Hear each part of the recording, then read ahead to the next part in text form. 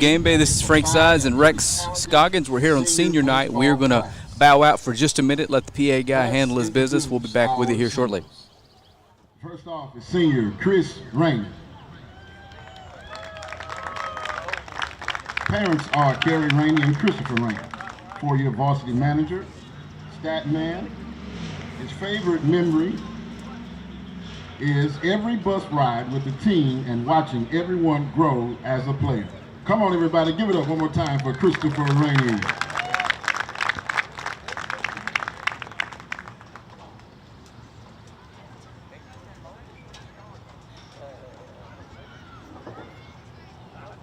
All right, our next player.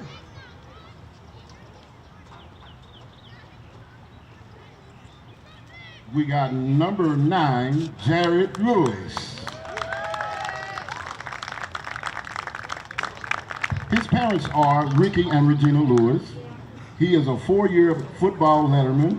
His plans after high school to attend Hardin-Simmons University and major in kinesiology.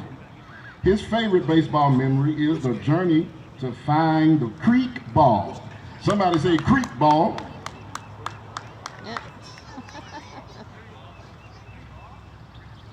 Our next player, number 12, Isaac De La Garza. He's escorted by his parents, Isaac De La Garza Sr., Mom Melanie, and sister Brooke. Plans after high school is to play baseball at Austin College while majoring in engineering. Favorite baseball memory, coming into the pitch to the top of the 12th inning to close out the win against Hudson. Come on, give it up for Isaac De La Garza. Number 15, DeKalen Taylor. He's at the regional track meet. Give it up for him. And number 6, Tucker Gary.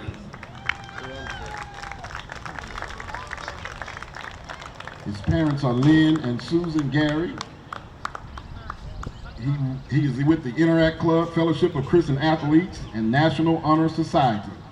High school baseball honors, first team all-academic district. Plans after high school to attend Stephen F. Austin and major in forestry and wildlife management.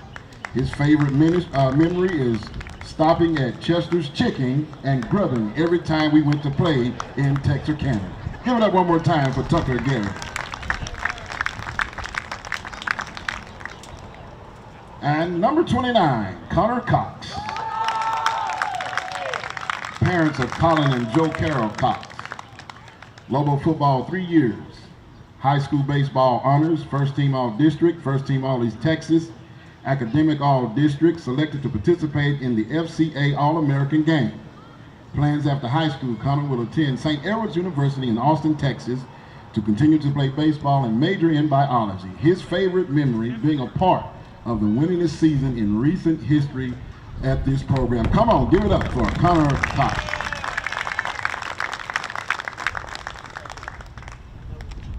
And our next player, number 1, Big Al, Alton Gatson. Parents are Quincy and Michelle Gatson. High school baseball honors, second team all-district midfielder, academic all-district. Plans after high school to attend South Arkansas Community College to play baseball. His favorite memory, all the fun times traveling on the bus with the guys. One more time, Al Gatson. And number 3, Gabe Flores. Parents are Shane and Amy Flores. 5-star performance baseball, high school baseball honors, 4-year varsity letterman, second team all-district freshman, first team all-district junior, second team all-state junior. Plans after high school to attend the University of Houston to play baseball. His memory is watching my little brother hit a bomb over center field fence while also being my catcher during the same game against Mount Pleasant. Give it up one more time for Gabe Flores.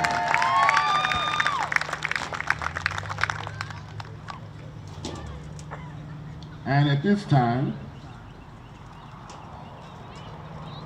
we have a special for number 8 from the class of 2022, our angel in the outfield, Carter Mays. Carter Keith Mays was born on June 15, 2004, and became our angel in the outfield on December 4, 2010. Carter loved baseball, hot tamales, late days, and country music. But most of all, he loved his friends big. So tonight, the Lobo baseball team would like to dedicate this game to our angel in the outfield and present his parents, Todd and Paige Mays, and his sibling, Cooper and Maggie, with a special baseball. Come on, give it up for our angel in the outfield, Carter Keith Mays.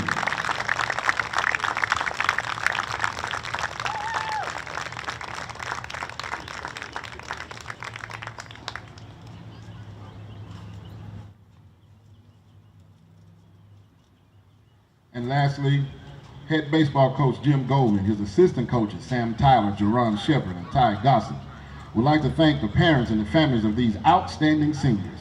Thank you, parents, for raising such great, respectful students, athletes, and fine young men. It's been nothing but a pleasure being around these seniors daily. It's been an honor to coach this great group of seniors.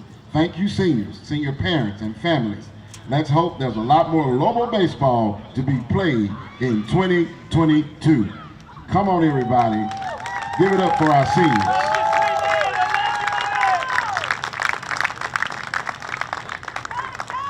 Now, can I have your attention to the home plate area where a family member of each one of our senior class of 2022 will throw out their first pitch. They will be throwing the pitch to their sons. They will all throw together on the count of 3. And I need the fans to make some noise. Come on, let's do this together. Cheer the parents on, cheer them on. All right, here we go. And a 1, and a 2, and a 3. One more time, let's give it up for our seniors.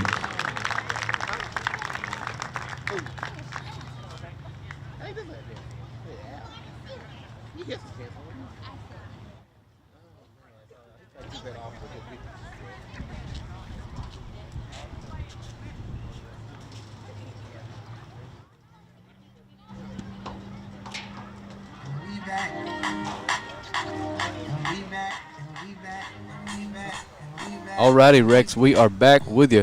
That's quite a senior class the Lobos are sending out tonight, isn't it?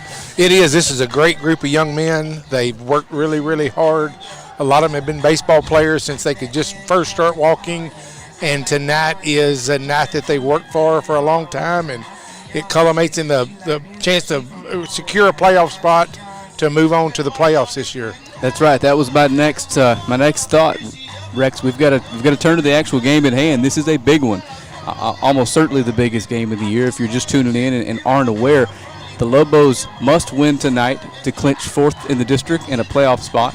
If they don't win, the team they're playing, Sulphur Springs, ties them, and they'll turn around and play again Monday to see who goes to the playoffs. So for all intents and purposes, Rex, this is a playoff game. Oh, this is a playoff game, and it's probably the most important, because if you have to play Monday, then you burn pitching that you're going to really, really need Thursday, Friday, and Saturday in that playoff round.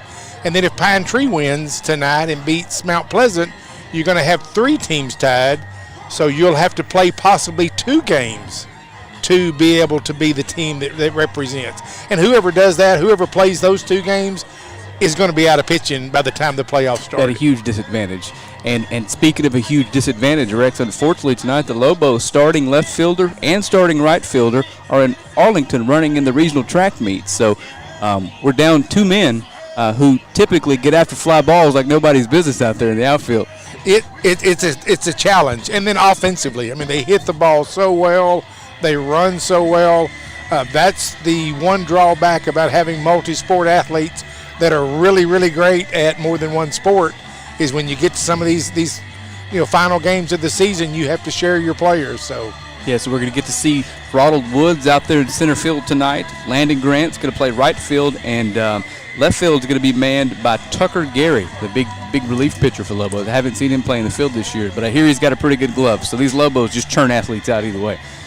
Yeah, and the good thing is that the sun's setting, so we don't have to worry about sun in outfielders' eyes and playing. And if it was an afternoon game, I would really be worried as far as, because it's really tough to play outfield when that sun's before it goes down behind the trees. So we should be in pretty good shape. Yes, the only downside is that wind, Rex. It is whipping tonight. Yes, and going to be some challenging plays out there. Yes. Yeah. But what it comes down to is the offense, Rex. These two teams played about a month ago up in Sulphur Springs. The Lobos put 10 runs on them, so we know they're capable of doing it. We've seen what they've done a few times this year, so I need the offense to come through for us tonight. Gabe's going to do his thing, but you can't win a baseball game if you don't score runs. Oh, exactly. And Sulphur Springs knows that, so they will leave no stone unturned tonight. They'll pitch whoever they have to pitch on short rest, if that's what it takes, because this is it. I mean, they're out of runway. It's time to take off, or they're crashing and burning. So with them, they will pull every stop they have to get a win here tonight. That's right, and that's something we've seen from these Lobos all year long, is how gritty and determined, how hard they fight. So they're not going down without a fight, not a doubt in my mind. That's one of the advantages of having the multi-sport athlete, is they've been in ball games before. They've been over on that turf field behind. They've been hit in the face. They've been hit in the mouth. I mean, they know what it means to battle to the very end. And that's one reason I think this team has come back and won some games at the end that maybe your average baseball team can't do. Yeah, and you're starting third baseman tonight. I witnessed him at the Star on the NFL Network playing quarterback against Denton Ryan in Game 1. So I don't think this is going to phase him one single bit. What do you think? No, those facing those defensive linemen from Denton Ryan, there's nobody at this place, sort of Satan maybe himself coming, that would scare him ever. That's right. So I don't think that's going to be an issue for some of these Lobos, and especially your seniors, your Connor Coxes and your Gabe Flores and your Al Gadsons. Those guys they've been through it. So I was scared of that game setting. I was sitting about 8 rows up in the stands, and I thought, well, if these big fellas come up here, I'm leaving. That's right. I was down getting highlights for game day, and I've not seen anything like it. That's a good football team, and the Lobos had a chance to beat them. Had the ball with a chance to win in the playoff game this year. Yes, that was a tough way. That was a tough way to go out, but against a great team. The one advantage looking forward to next year is with the region changes with redistricting, we lost their district and we lost the College Station district. Oh, wow. So Region 2 got a whole lot easier. So if you do have to see them, it's going to be down the road. Oh, yes. It'll be week 15 before we would see them this year. And College Station would be a state championship game versus both of them being in our region.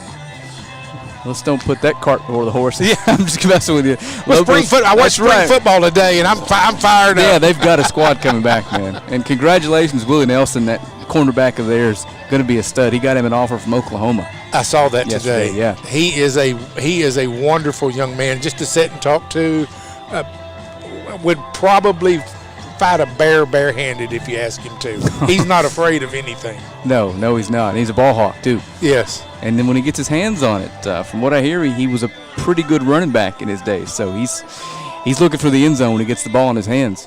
Anyway, let's get back to baseball. Okay. Right? Yeah, this is my sorry fault. about that. I'm the one that took the wrong turn there. So, again, this is a playoff game tonight. Lobos win. They're in the playoffs. Not sure who they'd meet week 1. But I can promise you I'll be there one way or the other. Doubt we'll be able to stream it. I've noticed not a lot of baseball fields accommodate an internet setup like this. So very few do. Most of them are out away from the campus, out in a big clump of trees in East Texas. And a lot of that's the wind. They put them kind of down in the hole and surround them with a whole bunch of pines and stuff to keep the wind out. But we're not that close to anything. We just happen to have a 300-foot wire we can run into a building if we need to. So let's go let the PA announcer take over here for just a second, Rex. We'll have our lineups. For the Wildcats, we've got number 5, Even Moore. We've got number 6, Brady Driver. Number 7, Reese Rady. Number 11, Cole Haney. Number 13, Hank Carter. Number 15, Jake Armstrong. And number 19, Wayne Hinton. And center fielder, number 2, Mayor Millsap. Second baseman, number 4, Colt Silman. Your catcher, number 9, Matt Mitchell. DH, number 12, Aiden Alvarez. Left fielder, number 19, Wayne Hinton. Right fielder, number 18, Ty Stride. Third base, number 3, Griffin Crawford. Pitcher, number 10, Matthew Sherman. First base, number 8, Dawson Carpenter. And shortstop, number 1, Colt Albritton.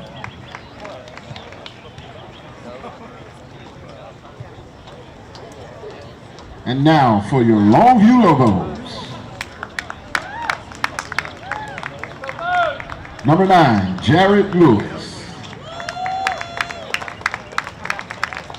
Number 10, Campbell Williams. Number 11, Bradley Bridges. Number 12, Isaac De La Garza. And number 27, Caden Shepard. In center field, number 7, Ronald Woods. Shortstop, number 1, Al Gatson. First base, number 29, Connor Cox. On the mound tonight, number 3, Gabe Flores. Playing third base, number 0, Jordan Allen. At catcher, number 13, Drew Flores. In right field, number 5, Landon Grant. DH, number 22, Andrew Tutt. The left fielder, number 6, Tucker Gary. And second base, number 4, Kiefer Doxey.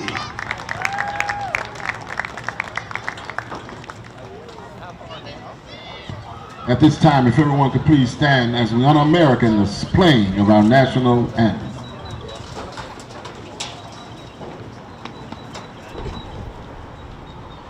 Oh, say can you see by the dawn's early light what so proudly we hailed at the twilight's last gleaming, whose broad stripes and bright stars through the perilous fight o'er the ramparts we watched were so gallantly streaming, and the rockets' red glare, the bombs bursting in air, gave proof through the night that our flag was still there.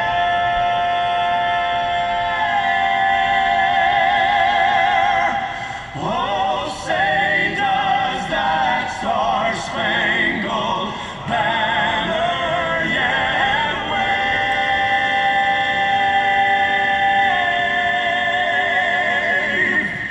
o'er the land of the free and the home of the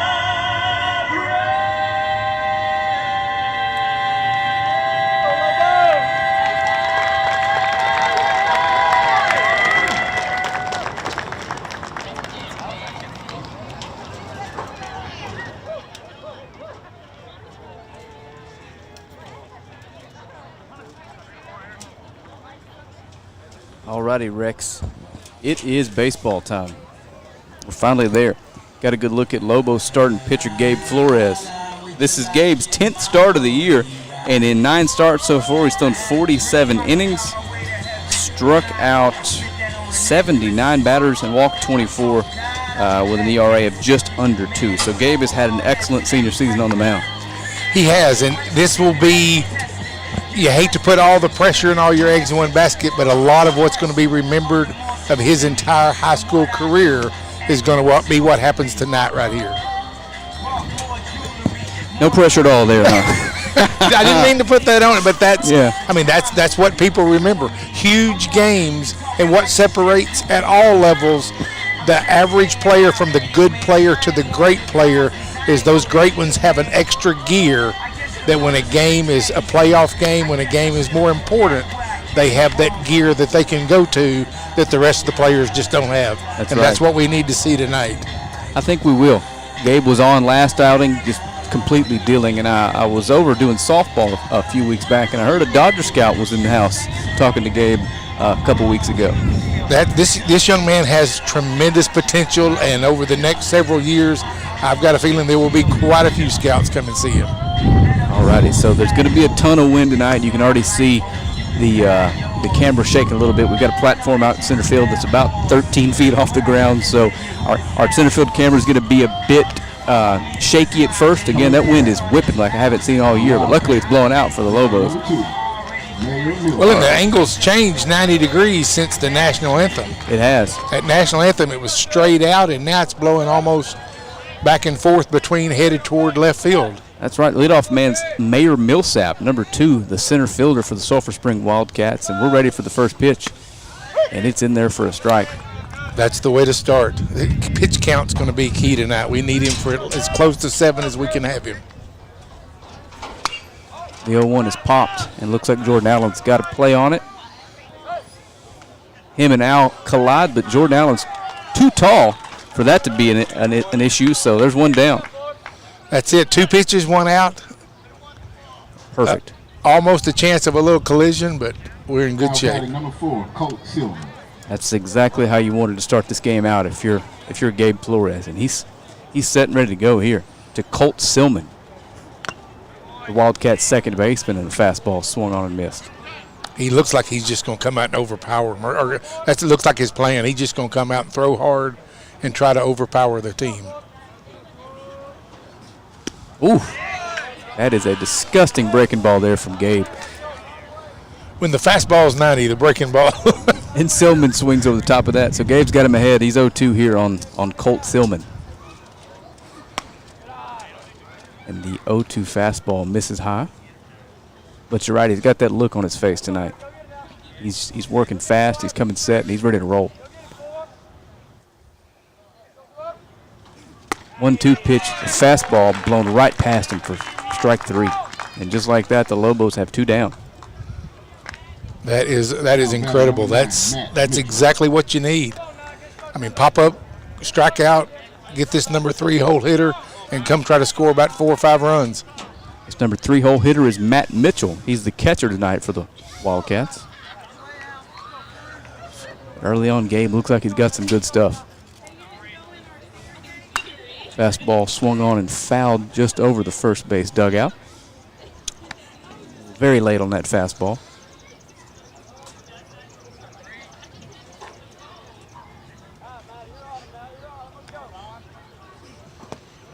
A 1 breaking ball bounces in. Evens the count at 1. Good block by the catcher. Ball got a good hop up on him and hit him in his chest and kept it in front of him.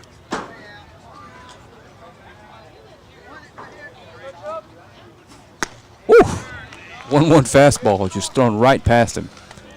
Oh, they hadn't had a chance on that fastball yet. Yeah. So the 1-2 from Flores. Fastball misses away. What if a little brother ever gets home and tells big brother, "Hey, keep it out of the dirt. Throw it to the mitt. Can you please?" Probably does it in game. He's the only person on the field that could do that, probably. So the 2-2 misses away. And Matt Mitchell has come back to draw the count full here for the Wildcats. I can tell by looking at this young man, he is strong. It's an athlete. Oh, his thighs. Oh, yeah. So here's the full count pitch. Fastball blown right past him. And the Lobos sit the Wildcats down in order. Gabe Flores with 2 strikeouts. Rex, we're going to take a quick break. We'll be back here for the bottom of the first. At Godarzi and Young, we take things more seriously. Every case that's handled at our office is handled by a team. That work and dedication has caused our office to recover more record verdicts and settlements than any other law firm in Northeast Texas. It is our obligation to make sure our client has the financial backings and the manpower to be successful. We are exactly who we say we are. We're trial lawyers who've gotten results year in, year out.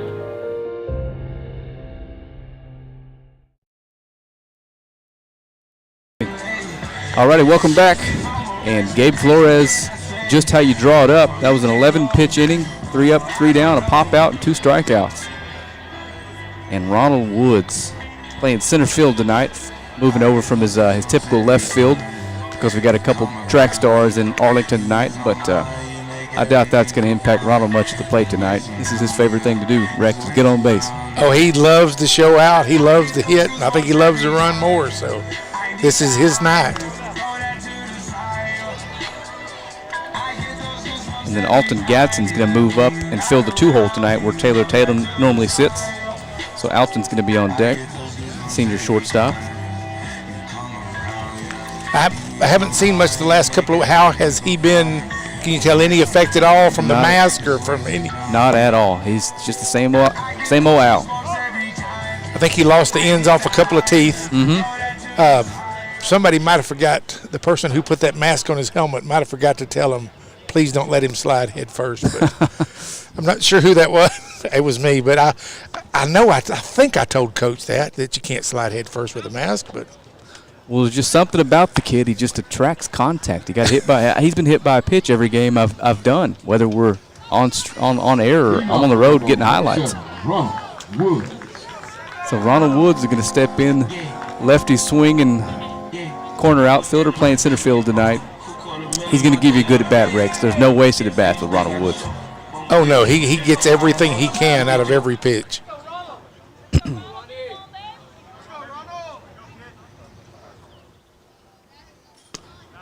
And he's going to take a first pitch away.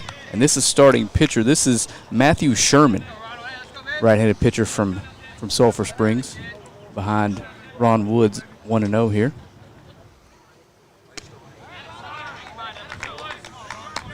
Big, tall, throws straight. I mean, so far just straight overhand. Nothing really fancy, doesn't look like. And we'll have to see what kind of breaking ball he's got.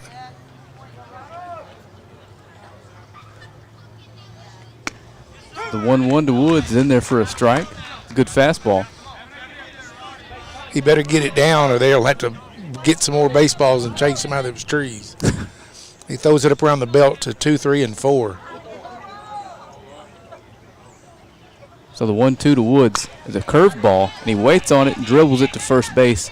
Easy play for the put out there for Dawson Carpenter, the first baseman, and Lobos have one down here in the bottom of the first. I mean, the main thing, roll it around on the ground, keep it between the third and first base line, make them make a play, make them throw you out. I mean, that's a good at-bat. Let the other guys see what he's got and make them make a play on you. And here is Alton Gadsden, senior shortstop for the Lobos, hitting in the 2-hole tonight. He's going to take a first pitch down low. So he's just wearing the C-flap now. I guess he's done away with the full cage and just has the C-flap protecting that face and mouth and nose.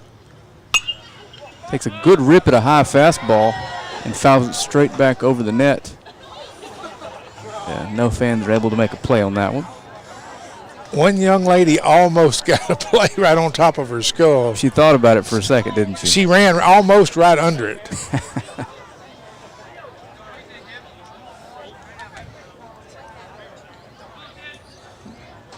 So here's the 1-1 to Al from Sherman. It's an off-speed pitch of some sort. Looked kind of like a slider or a cutter there. Wasn't as loopy as his curveball. But it was just as effective. Yeah, it looks like he's got 3 pitches to work with.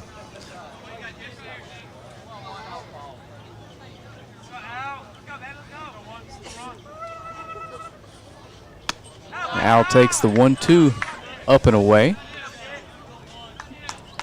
We are back even at 2-2 here. If you're just tuning in, share the feed. Let everybody know we've got basically a Lobo playoff baseball game going on. Al's going to take a rip at a 2-2 fastball and foul it back off the net.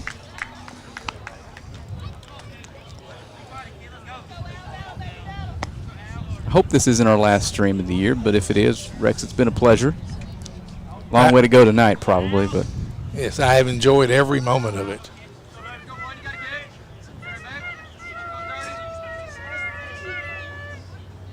Two again. There's that slider.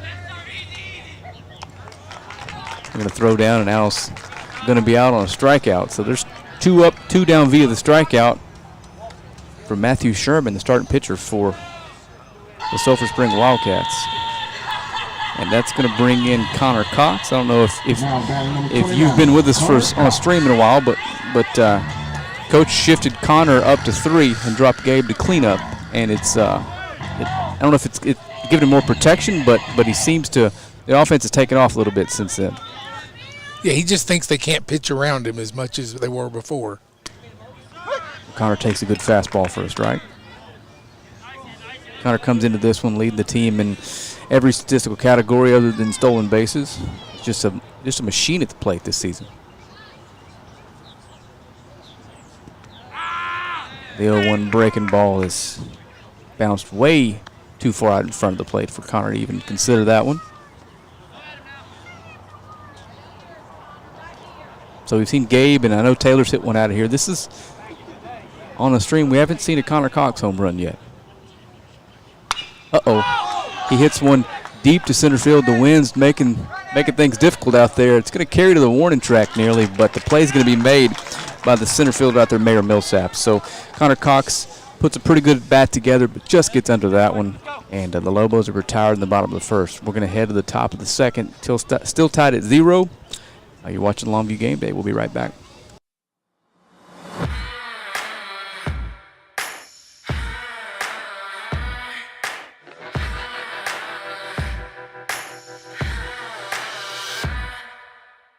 And now at OR, we want to buy your used vehicle and we'll give you guaranteed top dollar for yours. And if you prefer to trade, even better, with massive savings on every new vehicle at OR Cadillac GMC in Longview.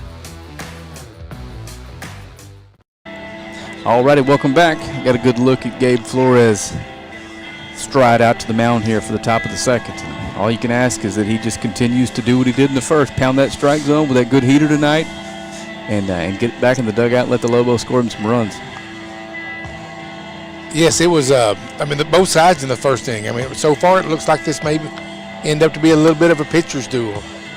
Gabe overpowered the first half, and the Sulphur Springs pitcher seemed to finesse us, changing speeds with 3 different speeds of pitches, and it may be a pretty good night if you like defensive baseball. If you like those 10 to 12 games, you might not enjoy it much. Rex, there's about 32 kids on the field tonight. How many of them right now could tell you what band this is playing? Probably quite a few. I think so? I think the classic. I think this transcends. I think the classic rock. Now nobody knows who the Beatles are, and nobody knows who the Monkees or those kind of guys. Is that not classic rock, or that's too classic? That's too classic. Yes. So number 12, Aiden Alvarez, the big DH for the Sulphur Spring Wildcats. He is going to lead them off here in the top of the second. And Gabe Flores looks like he's ready to go. You didn't say that was Hank Jr., wasn't it? Playing that song? Wasn't that one of his earlier ones? Mm-hmm. That's what I thought. So the first pitch from Flores misses away. There's a good heater. I think you're right, Rex. Just keep throwing that until they show you they can hit it. And he's throwing it up out of the strike zone. Those balls are straight across the letters. There's another good one. Look how fast he's working. That's how you know he's feeling it. Yes. And he's got that, that relationship with his brother. It's just go time. Woo! Fastball swung on and missed, strike 3. That's 4 straight hitters, and nobody's hit. Nothing's been in play in between the foul lines at all. So that's amazing.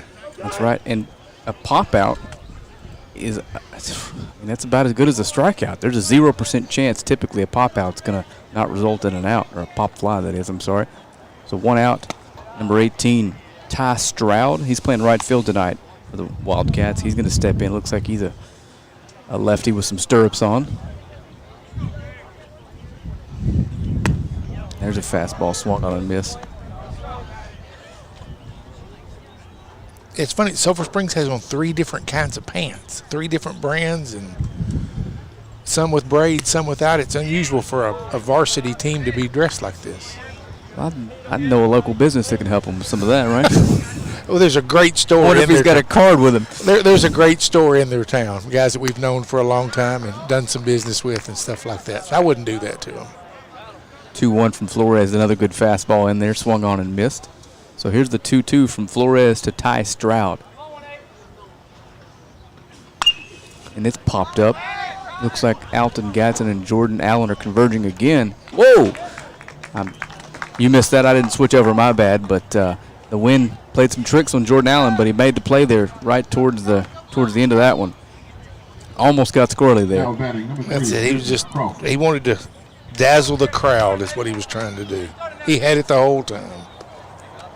Tell you what, Jordan Allen has surprised not just me, but probably everyone with his defensive ability over at third base at the hot corner. Kid can pick it, man. He's had a remarkable year. I mean, that was really one of the, I think, the question marks, and it's been a very pleasant surprise. And we know he's got an arm. I've seen him chunk a football 55 yards. So Flores is ahead 0-1. This is number 3, Griffin Crawford. He's a third baseman for the Wildcats. Lays off a curveball.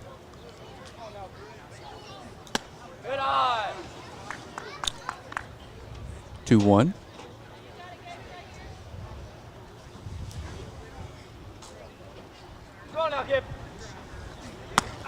And there's that fastball again. They just can't catch up to it right now, Rex. And they're all, I mean, there's nothing sneaky about it. They're all in exactly the same spot, and they hadn't got close. Ooh, another fastball on the inside part of the plate. Blows it right by him. So 3 up, 3 down again. And we're going to take a commercial break, and we're going to come back for the bottom of the second here. You're watching Longview Game Day. Don't fumble when you're looking for your next trailer. At R&J Trailers, we got the hookup.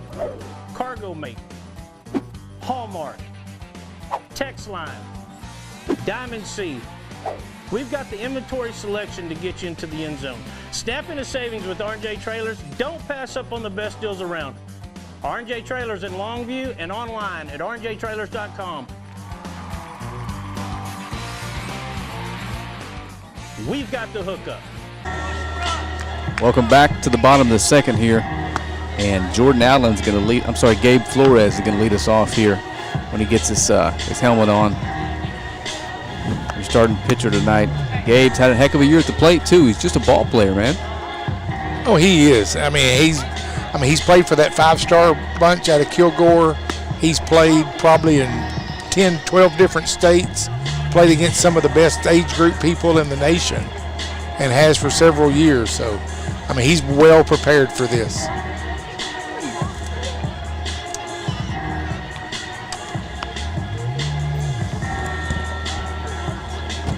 So far, it's been all pitching.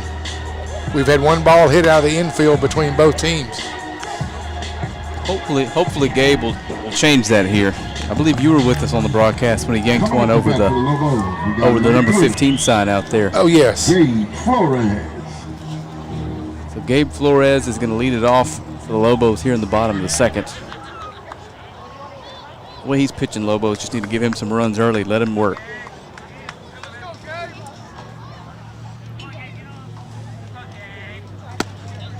Fastball in the outside corner. He may just do it. He may just hit a home run here and strike out the rest of all of them and do it all by himself. I don't know that anybody here would complain about that. I know that little short fella down there in that number 34 jersey at third base sure wouldn't.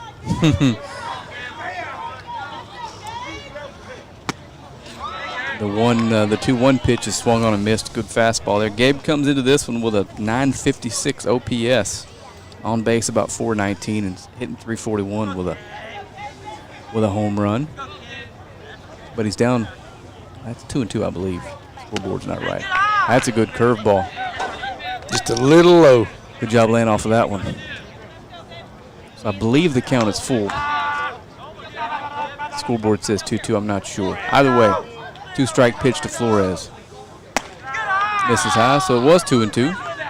So Gabe draws the count back to square. I'm sorry, back to full. He'll be looking for fastball right here. I'd like to know how hard Sherman's throwing it. Looks like he's humming it in there pretty good. And Gabe's going to take the walk. Our first base runner of the game comes via the walk. And the leadoff man is on base for the Lobos here in the bottom of the second. He's throwing hard. I don't think he's throwing quite as hard as Gabe is. Gabe's probably throwing upper 80, 87, 88, maybe 89. I'd guess maybe 84, 85. I mean, it's not far behind him, but maybe a mile or two. And senior Jarrett Lewis is going to come in and run for Gabe. And that's going to bring up Jordan Allen, Lobo third baseman. He's going to take a fastball away. And that's something I can't mention it enough how good these Lobos at bats are from the top of the lineup all the way to the bottom. They don't swing at bad pitches. They don't give anything away. And just like that, Jordan Allen is ahead 2-0 here with a lot of speed on first base. Yes, we don't really have a runner's lead, but with the speed we've got, you don't need a lot of lead. He throws over, but he's back in plenty of time. Like you said, didn't have much of a lead there.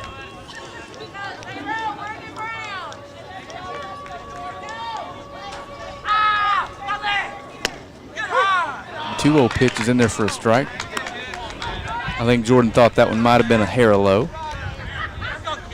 And even that's a strike. I mean, that's still 0-2. That's a pitch that you don't want to take a cut at. You're just going to dribble it back up to the middle. Takes a good fastball just off the plate. It's 3-1 with a runner on first base. The Lobos have a chance to get something cooking here early. So Sherman checks Lewis and throws over. He's back in plenty of time. I think that's just a little reminder throw. Just remember, I'm watching you. I'm not really worried about you, but I'm watching you. 3-1 to Allen is swung through. I believe he was trying to change the scoreboard with that swing. What do you think, Rex? He was headed for that third sycamore tree on the left, right out there by that light pole. He wasn't shooting the first and second base gap there, was he? But now the count's full, and Jordan Allen's going to call time and get it. That's one thing about this team. They get cheated on very few swings.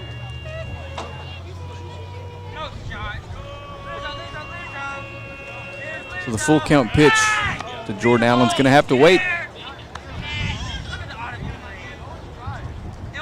And the umpire has planted himself right between our camera and the catcher, so luckily you've got us telling you what's going on. And Jordan Allen's going to take a full count walk. What an at-bat. And Jarrett Lewis was off and running there, but no need to slide head first on the turf. The Lobos have the first two runners on here, and that's going to bring up Drew Flores, the freshman catcher, who as the season has progressed has just gotten better at recognizing breaking balls, and he torched a couple in Pine Tree the other night. Unfortunately, they were right at defenders. So he's learning to hit varsity pitching, which as a freshman coming in is tough. Takes a good rip at a fastball. It's coming right to us.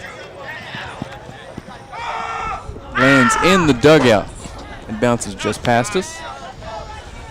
Flores took a good hack at that as well. I mean, you can work on your position. You can have people hit hard ground balls to you, deep fly balls to you, pitch to you. But until you have game experience hitting varsity pitching, it's just, I mean, that's all you can do is just take the time to learn it. The 0-1 curveball gets in there for a strike, and I don't think I'm stepping too far out on this limb when I say that this young man is going to be a problem for opposing pitchers over the course of the next 3 years.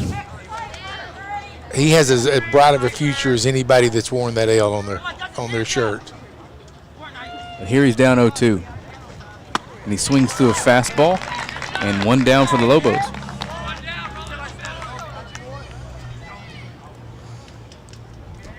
in steps Landon Now Grant. batting number 5, Landon Grant.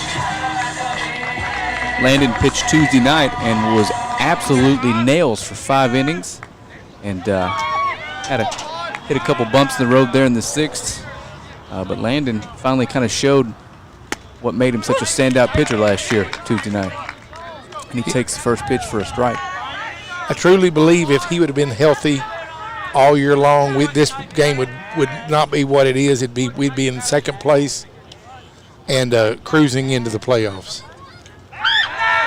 And this is the first plate appearance I've seen from Landon. I'm not sure, can you give us a little scouting report on what he's capable of in the box?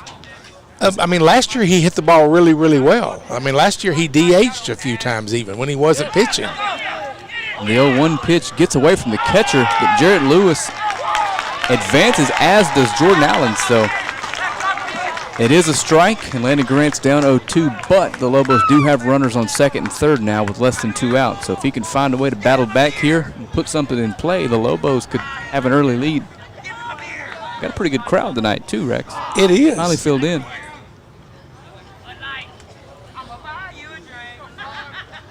So Matthew Sherman sets to come 0-2 to Landon Grant, and he misses low.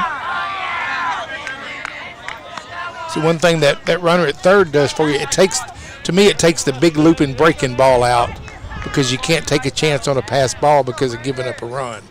So a lot of times you're going to see fastball slider instead of the big hook. Good job fighting off that breaking ball. And you really kind of get an idea how big a kid Landon Grant is when you see him in the box standing next to that umpire and catcher. That is a massive young man. Oh, yes. He's dwarfing both of them.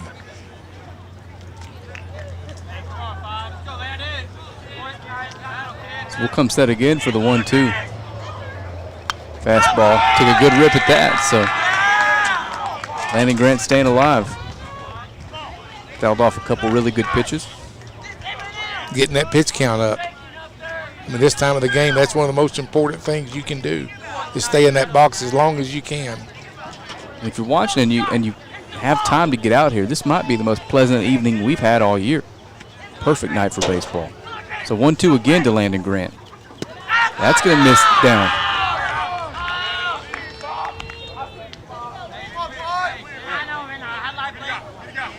Something tells me you don't want to run on Landon Grant out in right field either. No, he's got an arm. He always has. He's even to count at 2 here. Fastball up in the zone. He can't catch up to that. 2 down.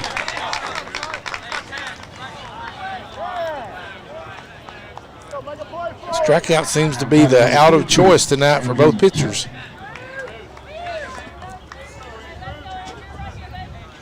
That's going to bring up Andrew Tutt. He's DH'd tonight. Andrew's got a chance to drive in a couple runs here for the Lobos if he. And he takes a good rip at a fastball. Yeah, he's one of the ones that's directly drawing the advantage from the guys being gone to track.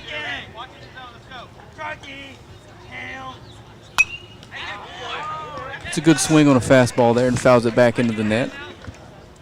So this is where your association with these kids growing up kind of lends me some, I haven't seen much of Tucker at the plate this year. Tucker Andrew. Yes. He takes a called strike 3 on the outside corner. So the Lobos get a couple on and threaten, but no runs across. So we're going to take a quick break, and we'll be back for the top of the third here in about 30 seconds.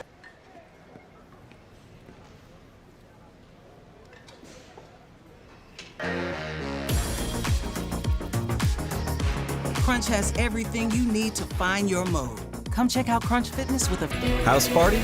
We got you covered. Office meeting? Come on, treat them right. Game day? You know we're here for it. Get your taco, nacho, or fajita bar today, only at Juicy's Taco. Welcome back. Got a good look here at Gabe Flores. Again, he's got that look. He's just on a mission tonight. We've had 2 innings, and we've had 8 strikeouts between both of the pitchers. So right now it's pitchers 1, hitter 0. More like pitchers 8, hitter 0, right? Or 8-0, exactly. Here's the hoping we can keep that going here in the top of the third. And number 10, Matthew Sherman, the opposing pitcher, is going to step in. I bet our pitcher can hit it farther than their pitcher can. That's a bet I wouldn't take. I mean,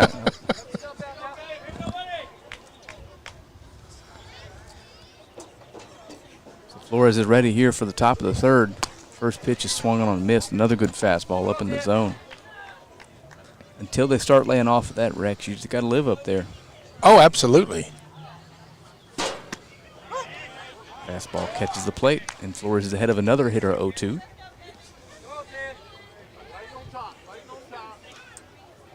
Throw that breaking ball here.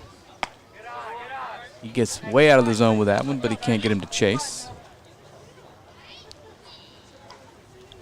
Yeah, he's done a couple of those on 0-2. I don't know if my camera's zoomed in enough to see the sign. I thought I saw it. Fastball. Jordan Allen makes a dive and stop attempt at that, but it's foul. That was quick. Man, that ball was hard hit and way foul, and I mean, he got a glove on it. Yeah, that's an athletic young man.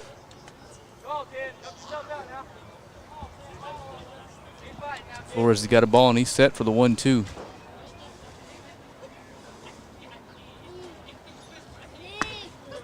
That misses inside. You can't put Matthew Sherman away quite as easily as some of the others, but he's got a couple cracks at it here. It's 2-2.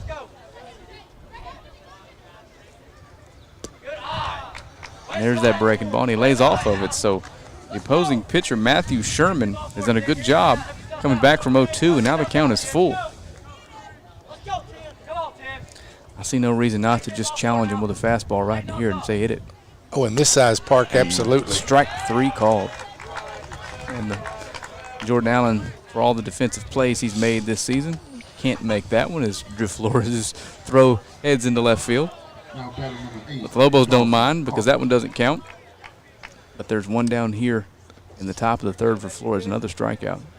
How many is that for Drew? I mean, for Gabe? That's a 5 right there. 5 so far early in the third inning. Brings up Dawson Carpenter. Dawson's playing first base tonight for the Wildcats, wearing number 8. No stripe on those pants. I'm starting to notice that now. And the 1-0 misses. So Dawson Carpenter is ahead 2-0 on Gabe Flores. Dawson's hitting in the 8-hole tonight.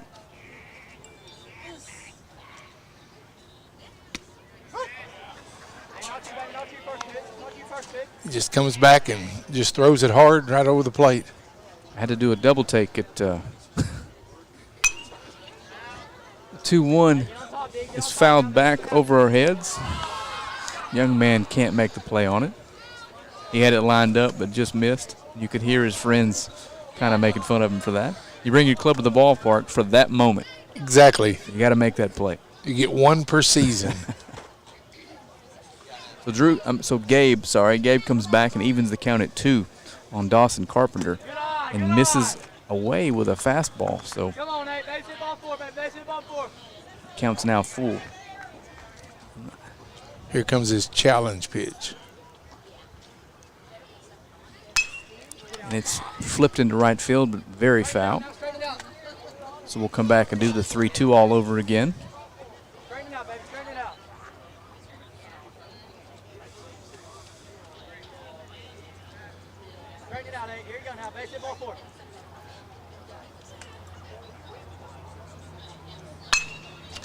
And the full count pitch is put in play in the hole. It's going to be a tough play for Al. And he can't get the throw over, and the runner beats it. But that's just a perfectly placed ground ball. Not a whole lot anybody can do with that one. Well, that's just an infield single. He didn't hit it extremely hard, and it didn't get there quick enough, and that's just a base hit. Just unlucky for Gabe. Yeah, I mean, he had retired. And the Lobos as a whole, I guess. 7 straight. That's the first blemish at all. It's going to bring up Colby Albritton. He's the shortstop. Might be a bunt spot here. We'll see. Nope, they're going to swing away, and he's going to take a fastball for a strike. And that wind, like you said, has just switched completely. Now it's blowing straight out and blowing pretty well, too.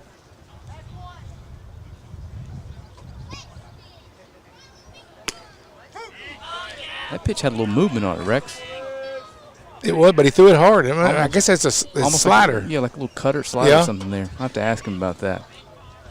So he's ahead 0-2 quickly on Colby Albritton. He misses away.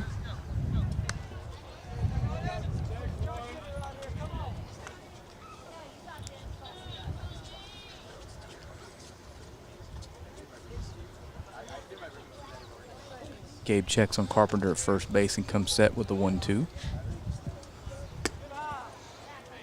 And that misses.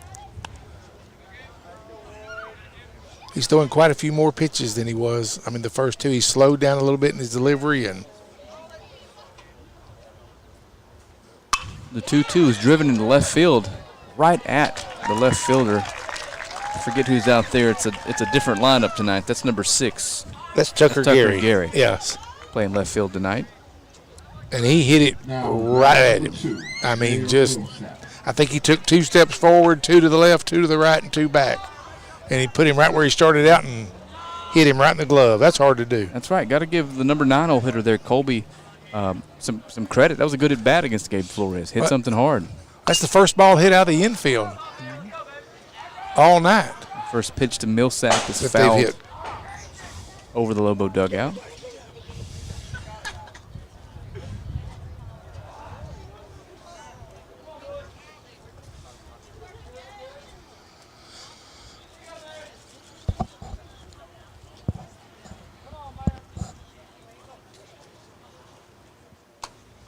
The 0-1's a curveball that stays in there for a strike. So Gabe Flores is ahead of another hitter, 0-2. Sorry, my brain scrambled. I got a sick baby at home, and he's been up all night, so I'm working on about an hour and a half of sleep tonight. I'd have never guessed it. The 0-2 swings at a fastball way out of the zone, but he makes enough contact to stay alive. That was up around his eyes. That was, and that just went straight down, hit home plate, came back, hit his bat, and just stayed in foul ground. How do you get on top of that one? So Mayor Millsap stays alive. It's 0-2 again. Here's Gabe Flores. Curveball put in play right between the first and second baseman. So another single. Now there's 2 on for the 2-hole hitter, Colt Silman, the second baseman. The runner made a very wise choice to hit second and stop. They've read the scouting report. Yes, there's arms everywhere. So again, that brings up Colt Silman. Colt was the strikeout victim his first time up in the first inning.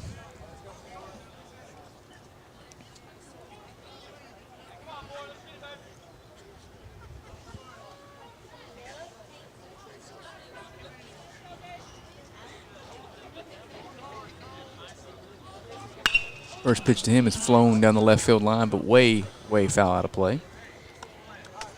Yeah, that'd have been foul even before they moved the fences in there.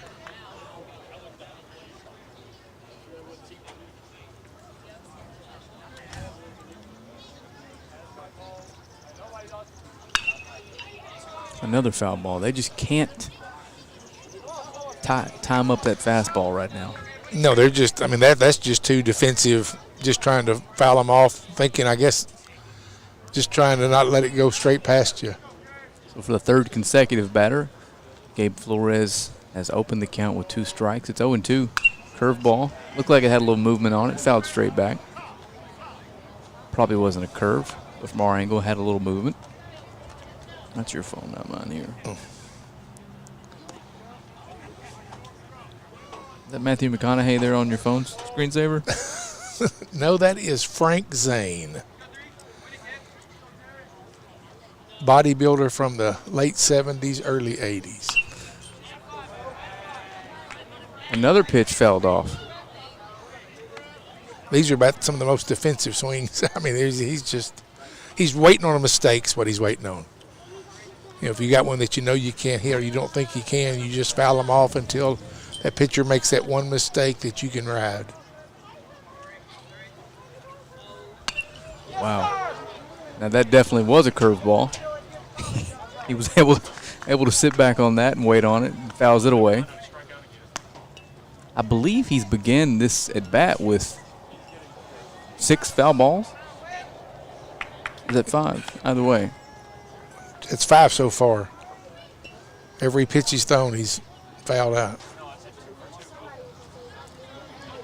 Let's go up and in with that fastball. Fastball is driven to left field, and Tucker Gary is there to make that play. So Gabe gets out of a little bit of a jam there, and the Lobos are headed to the bottom of the 3rd with a chance to take an early lead here. So we're going to take a quick commercial break, and we'll be back here for the bottom of the 3rd in about 30 seconds. Howdy, East Texas. Neil McCoy here for Patterson Nissan in Longview, home of the free lifetime warranty. Shopping for a pre-owned vehicle has never been easier. Just head over to PattersonCars.com and you'll find over 1,400 quality pre-owned cars, trucks, and SUVs, many certified pre-owned and backed by the Patterson Lifetime Warranty. And you can buy with confidence because each one has to pass a 167-point inspection before it's listed for sale. Log on and find your new-to-you pre-owned car, truck, or SUV at PattersonCars.com. All right, we're back here for the bottom of the 3rd. And Gabe got himself in a little bit of trouble, but they were just a couple of kind of weakly hit balls that found holes. So, oh yeah, I mean, one was an infield single. The ball didn't even get out of the infield, swatted down. It wouldn't have been a hit if it had been hit harder. I mean, he hit it soft enough that it was actually a base hit, and the other one found its way through. So yeah, so I guess I worded that improperly. Gabe didn't get himself in trouble. Just he got unlucky there and had a couple guys on and buckled down and got out of the inning though. That's the most important thing. But you're right, that pitch count's probably a little higher than he would like it to be right now.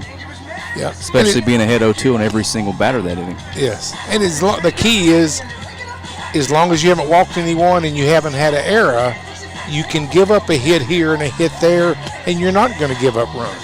It's when you walk that first guy, then a guy gets on, then you have an error, then a guy gets a hit, you give up a run or two. So the key is play really good defense. Don't walk anybody. You can give up.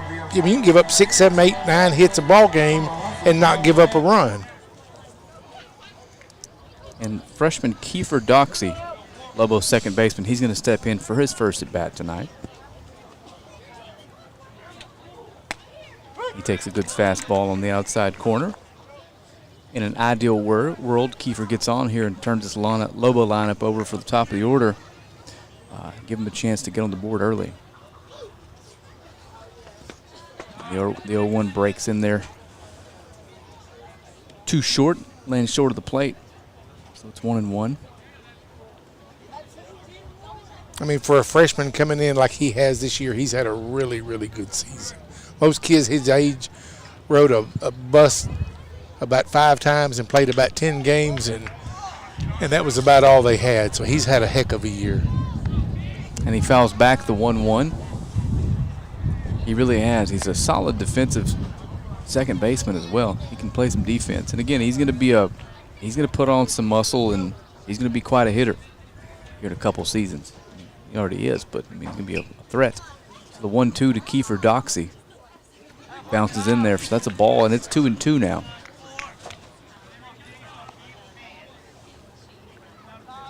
Our youngsters have, I mean, the composure they have is really, really good.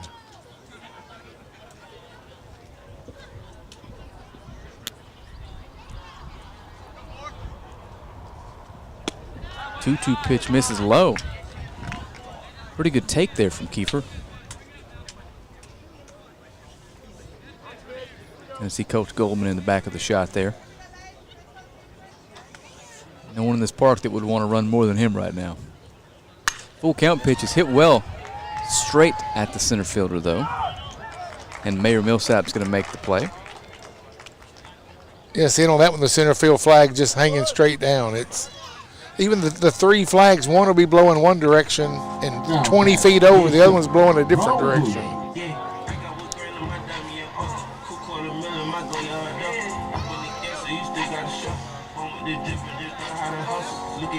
Woods grounded out to their first baseman his first time up. Center fielder tonight, Ronald Woods, steps in for his second at bat. Swings through a fastball.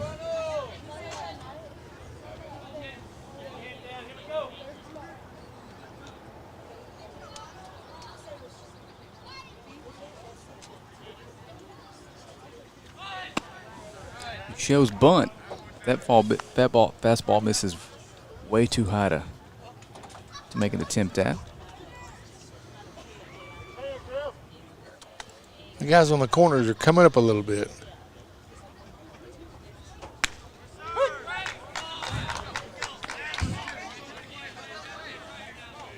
And Matthew Sherman pumps a fastball in there for strike 2.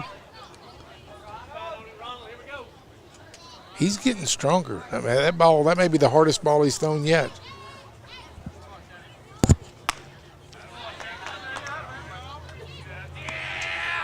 Ron does his little shuffle there at the plate. Smoothing out the turf. Get a good look at those green pinstripes. That's a cool looking uniform. So the 2-2 to Ronald Woods. It's swung on and driven to right field, but the right fielder Ty Stroud is camped underneath that. Easy play. Pretty good bat by Ron there. Put a good lick on it, but right at the right fielder. So Alton Gatson, he's going to step in, Lobo shortstop. This is his second at bat tonight, and Al struck out swinging in the first.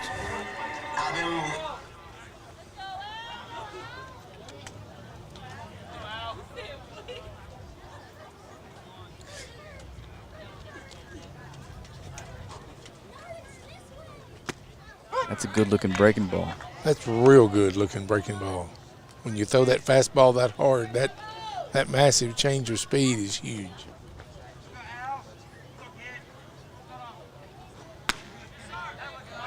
I believe you're correct. He's throwing harder now than he has been all night. Yes.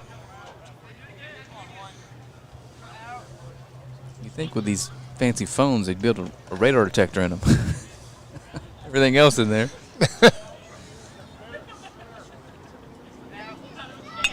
Oh! Fastball fouled straight back into the umpire. I know that stung a little bit.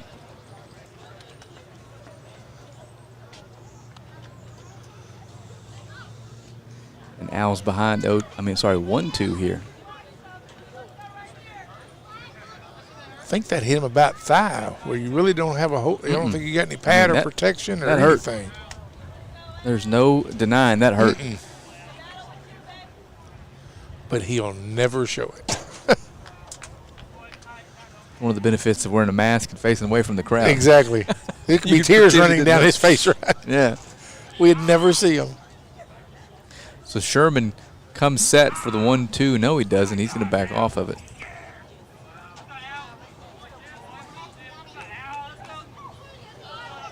Here we go. The 1-2 from Sherman to Alton Gatson. It's curveball, and he hits it pretty hard to center field, but the center fielder, Millsap, is camped underneath it.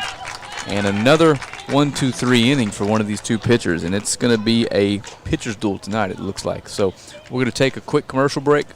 We'll be back with you here in just under a minute for the top of the fourth. Printing your photos just got easier. Just pick your size, color, and favorite photo, and we'll do the rest.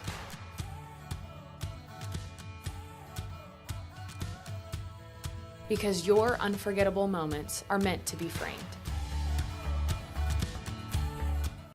Over the last 10 years, our office has achieved many record verdicts and settlements. Our commitment has always been to outwork and outfight any opponent we have in whatever courtroom we find ourselves in. At Godarzi & Young, we have settlements and verdicts that are unmatched. Whether you come face to face with the corporation or the insurance company, they know that if they don't justly compensate our clients, they're going to have to face the Godarzi & Young trial team in the courtroom. And we're back. Got a good look at Lobo starting pitcher Gabe Flores here. Gabe's had a pretty good night so far. Just a little unlucky last inning, allowed a couple what essentially were infield singles there. But he able to pitch out of that jam and nothing came across. So I mean, through 3, he's only pitched to 2 more than the minimum amount of batters. So, I mean, you would have to say so far his pitching performance is superior. I mean, it's superb. That's right.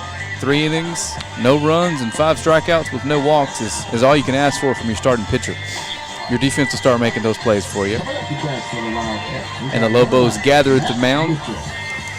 And we are ready to go here for the top of the 4th. I keep forgetting to kill the crowd mic between innings. So if Facebook picks up on any licensed music, they'll mute our broadcast. So I got to start doing that. I'm sure you guys enjoyed the California love there, but we do not own the rights to that music. First pitch from Flores, 2. This is Colton Mitchell?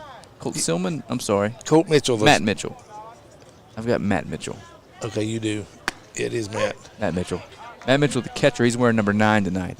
And the 1-0 pitch is in there for a strike.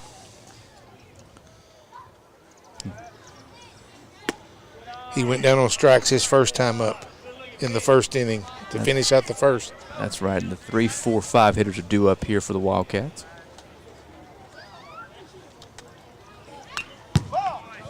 Good rip at a fastball, but it's 2-2 now.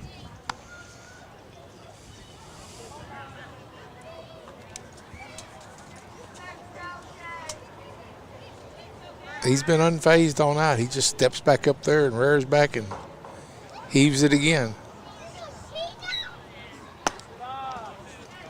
But he misses here with the 2-2, so the count is full on Matt Mitchell.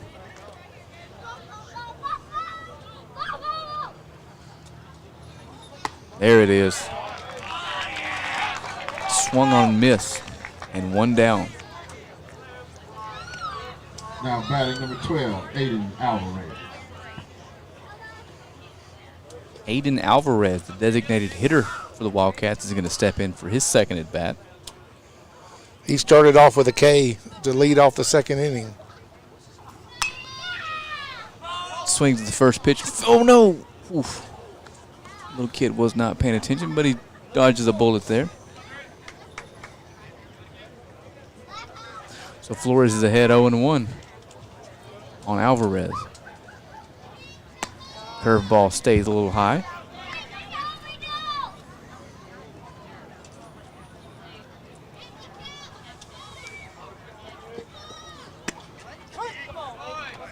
There's a fastball for a strike, so Flores is ahead again. He's getting his fastball down a little bit more. Before everything was up near the letters, and now he's back down around, down the knees, just like that pitch. Good fastball by Flores. Foul tip, strike 3. I mean, you keep the ball down like that, even if they hit it, it's not going anywhere. Number 18, Ty Stroud, the right fielder, steps in. He's the one that popped out to the third baseman when they had the little communication error. Oh, first pitch swing and lines it in the right field. Just past the outstretched glove of Connor Cox. Landon Grant retrieves that. And the Wildcats have a base runner, another single. We'll take that. Now batting number 3. If they're going to have a base runner, I'd rather it be a first pitch swinging single than a walk. So, oh, absolutely. Sometimes defensively, you just, when your pitcher's so dominating, you get kind of lulled to sleep.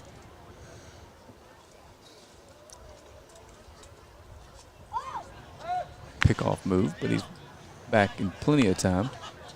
You just kind of think, well, nobody's going to be able to hit this, so I'm just going to kind of kick back on my heels and relax a little bit.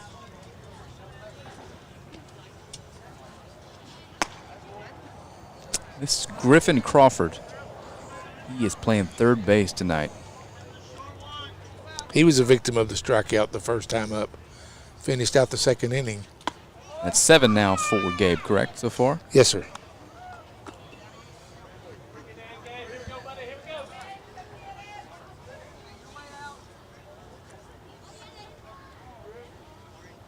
So here's the 2-0 pitch from Flores. It's in there for a strike. There's no lead at all over it. He's got about a half a step, and that's about it over there.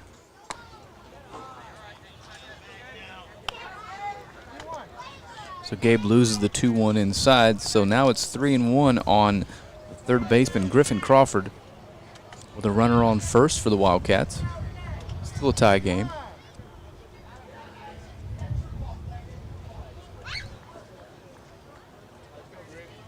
Crawford calls time.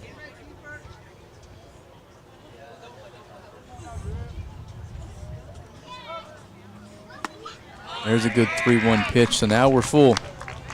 Got a chance to get out of the inning with a good pitch here. It looked like he took a little off of that fastball. It did. Changed the speed up a little bit. Just sent it right on in. It's tough to do and keep the same release point, isn't it? Well, the full count pitch from Flores is swung on and popped up on the infield. That's Kiefer Doxey underneath it, and he makes the play. So Gabe Flores pitches his way out of a little mini jam once again. But no runs across, 1 single, 2 strikeouts.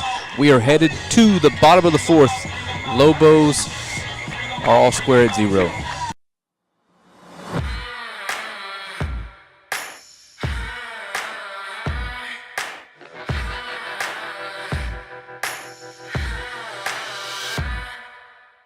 And now at OR, we want to buy your used vehicle and we'll give you guaranteed top dollar for yours. And if you prefer to trade, even better, with massive savings on every new vehicle at OR Cadillac GMC in Longview. All right, we're back with you. Got a good look at the Lobo dugout there. They are wanting some runs. We've got the guys coming up who have the pedigree and the experience to do it. We're going to come out and go 3, 4, 5, 6, 7. That's right. You said we got 3, 4, 5 and up? Yes. So Connor Cox is going to lead things off for the Lobos. Put a charge into a ball in the first inning, but he just got underneath it a tad, so he flew out nearly to the warning track. Got a good look at Connor there. That is a big, strong kid. Oh, yes, he is. He's going to make somebody a really good college baseball player. Those folks down at St. Mary's. So we got some kind of question here.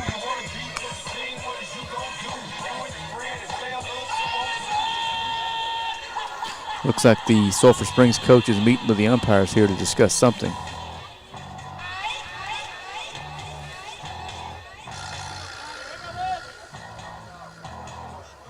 Guess he's asking where's the best pizza in Longview for when the game's over. They can go get their meal before they head back to Sulphur Springs.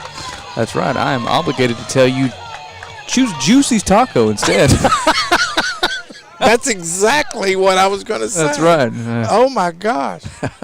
So Connor Cox steps in to face Sherbert for the second time. And he lays off a breaking ball that hits the plate. That is exactly what I had for lunch today. You were following me. Good gosh. 2 beef amigo tacos and a small white queso and chips. Good fastball in there for a strike to even the count at 1. And this young man, Matthew Sherman, has got some pretty good stuff, Rex. He's doing a great, the big hitters we've got, he's doing a good job. Sets up on the outside part of the plate. He misses out there. Cox is ahead 2-1. He's throwing with power, but he's changing it up just enough to keep him off balance.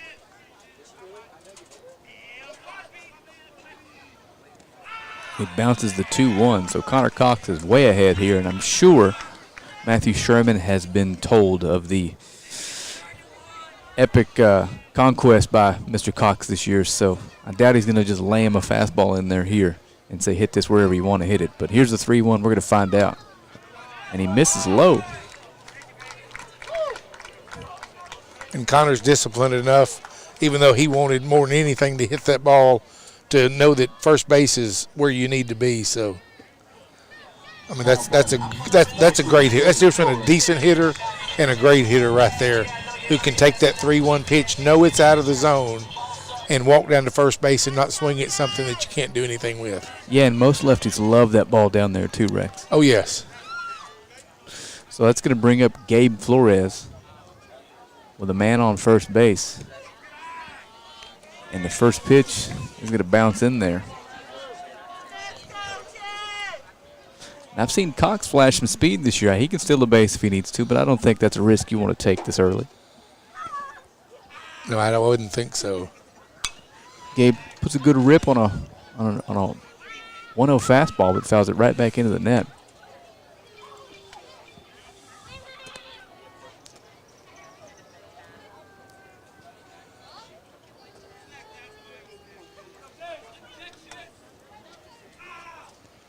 So 1-1 to Gabe Flores. Matthew Sherman on the mound. Connor Cox on first base. The throw over, and Connor's back in plenty of time. He looked at the base coach and said, does he know that's me over here?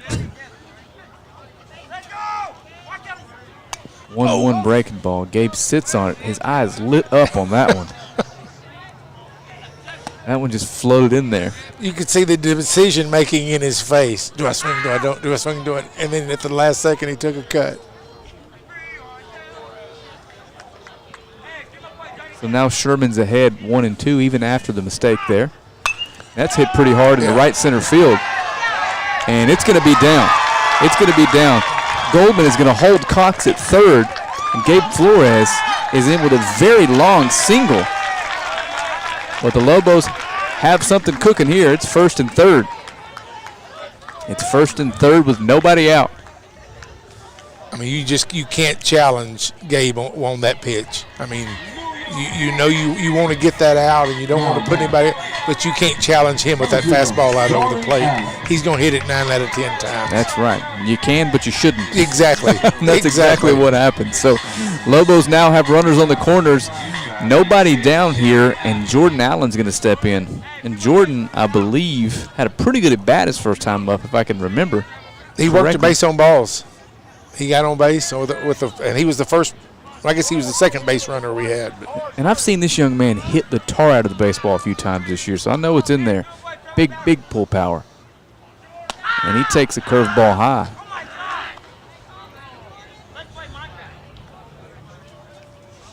Well, he can hit it as far as anybody we've got. He's just a strong young man. Oh, I know. I've seen him in the weight room a little bit here, off-season workouts. That is a strong young man. He looks like he's put on probably 10 pounds since the first scrimmage we had. And I've said it a few times on broadcast. Look how photogenic that young man is. Like a baseball card there. So here's the 1-0 to Allen. Fastball swung on and popped into right field. It's going to be a long run for the right fielder. And he makes a diving play, and Connor Cox is going to tag up and score.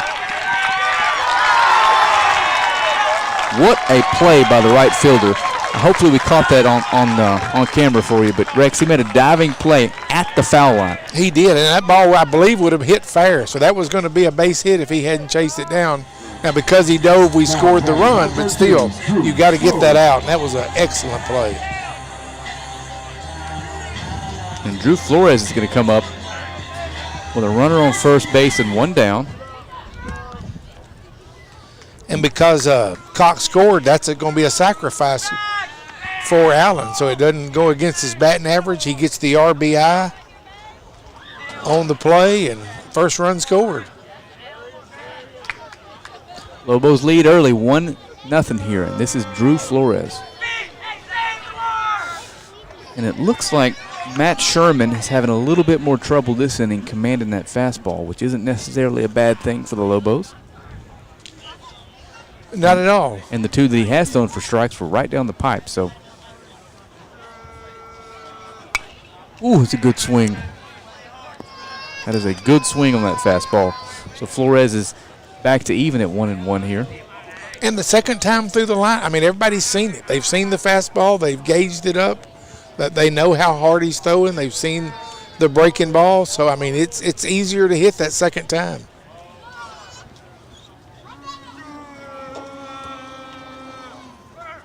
Curveball misses, and Jarrett Lewis is on the run, and he's in there. The second baseman drops the ball, but I think he was safe either way. And when I said easier to hit, I don't mean easy to hit. It's just easier the second time than it is the first time. Oh, absolutely. It's never easy to hit, but it is easier the second time than the first time. So that was a ball. Now the Lobos have a runner in scoring position, and Drew Flores is ahead in the count 2-1 on Matthew Sherman, the Sulphur Springs Wildcats starting pitcher, still throwing pretty hard. And the 2-1's a fastball, and Drew Flores swings right through it. Again, though, really good cut at it.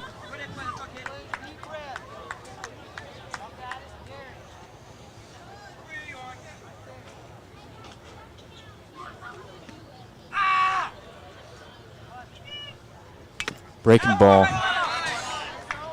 And he fouls it, stays alive. It's still 2-2. That's a heck of a swing to put on a 2-2 breaking ball. You know it? He was still trying to get all of it. It didn't feel like a reactive, let's stay alive swing. Like he reacted and was going to pummel that. Oh yeah, that's the Flores cut, as we call it. That's the Flores way. It's 2-2 to Drew Flores. But it goes back to, like we said, when we gave up the 2 hits in the inning, our runner that scored was the base on balls guy. That's what happens when you walk that guy, then you get a hit, then you score a run. Another foul tip. Drew staying alive, and like you said, he's seen him already, so he's got a better look at the fastball and the curveball, so he's not being surprised by anything here. Big Landon Grant waits on deck. But first things first, let's see if Drew can put something in play here and either move Jared over or drive him in. So we're set back again. No, we're not. Drew calls time. Well, the left fielder is respecting him because he probably could put his hand back and touch that sign on that score on the wall. And Sherman's laboring a little bit here. We're going to throw back behind Lewis. Almost tossed that into center field, so I'm all for them doing that again. Yeah, and the center fielders, I mean, there are all these. I mean, when your freshman number 7 hitter's up, well, I guess tonight he's batting 6th, but I mean, they're giving him tremendous respect for his power. Breaking ball, and he lays off of that. It's a good at bat here for Drew. Like, you can just see the confidence he's playing with at the plate right now. Just spitting on a good breaking ball with 2 strikes. Coach Goldman's giving him his final instructions before he steps in for the full count pitch.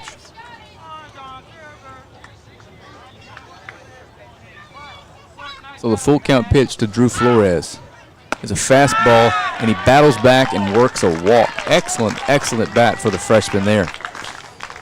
That is. I mean, and a lot of that I think is catching. I mean, you see so many pitches, you know where a pitch is and what a pitch is. I mean, I've always said your catchers are usually some of your best hitters as far as not swinging at bad pitches just because they see so many. And there's really there's nothing that can be thrown he hadn't caught probably 100 times.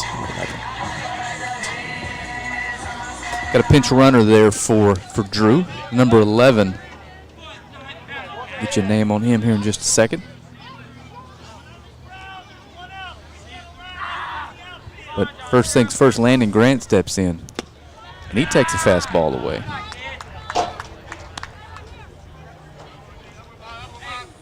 That runner for your Lobos over there, that is Bradley Bridges.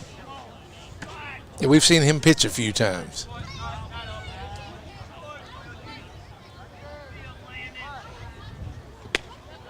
And Landon Grant takes a fastball down at the bottom part of the zone, but called a strike. Not saying it wasn't a strike, but that's a tall young man there. Look where his knees are up above the catcher's waist. He got a heck of a frame. Hit hard, very hard, too hard, unfortunately. They're going to turn 2. He said he's off the bag and runs to the score. The ump calls him off the bag, and the run scores from second. I prematurely called the double play there. It looked like they had it the whole way, Rex, but the Lobos are going to get a run out of this. I mean, the first baseman fell down onto the ground, which 90% of the times shows that you pulled your foot. It's the home plate umpire's call, though. On that called first baseman, that's the home plate umpire's call, so he'll make it here.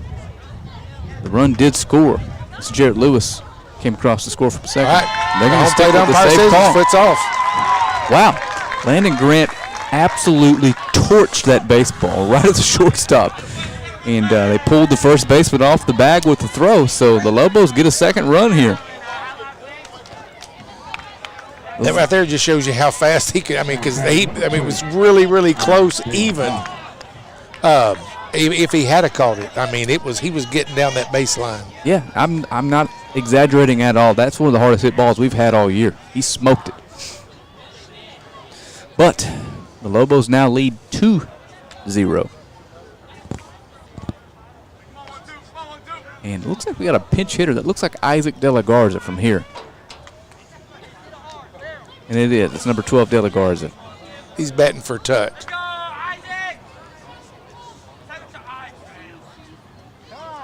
What kind of speed does Grant have over there? Enough to send him? Oh, definitely does. I mean, he can run. Those long strides will be there in five strides. First pitch to De La Garza misses. And So Sherman is working pretty hard now, laboring a little bit on the mound, and his misses have been bad. Middle. Can't miss there to these Lobos. So how do we score that last? The fielder's choice, I guess.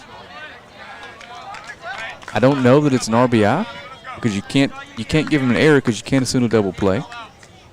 But Rex, I'm perplexed. I don't know. Scored as a run for the Lobos is all I got. Throw over Landon Grant's back because you can't give him an error because he didn't. You can't assume the double play. You got the out. That's a base. That's a base. Well, I guess it's a fielder's choice. Yes, sir. But I'm not sure. I don't think it's an RBI. The other Garza swings and fouls off the 1-1 pitch straight back into the net.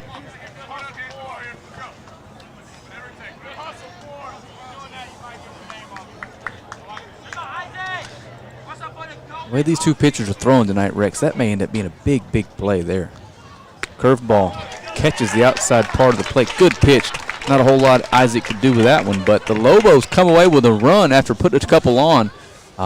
Excellent job by the Lobos taking the lead here. So we're going to head to the top of the fifth. Lobos lead 2-0.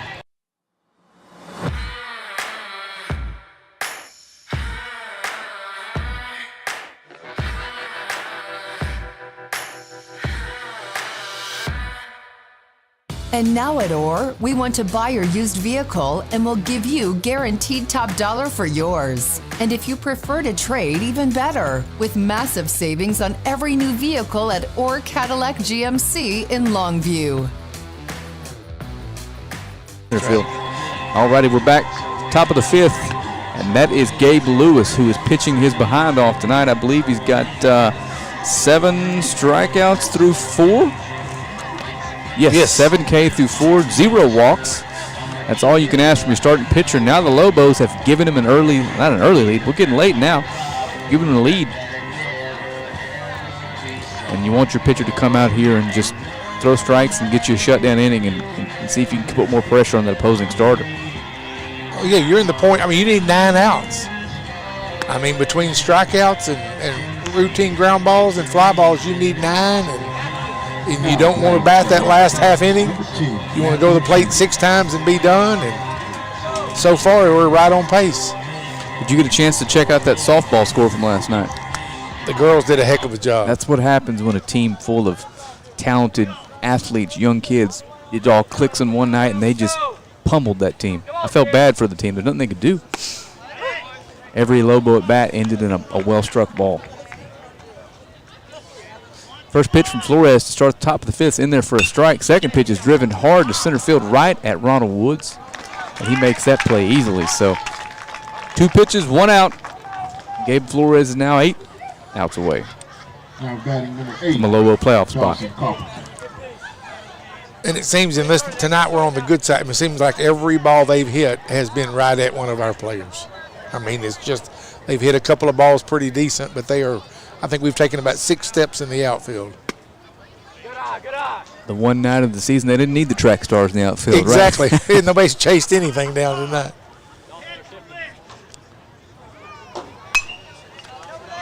That's going to stay Did he make the play? They're cheering like he did. Nope. I believe a fan did. Okay. He did. No. I don't know.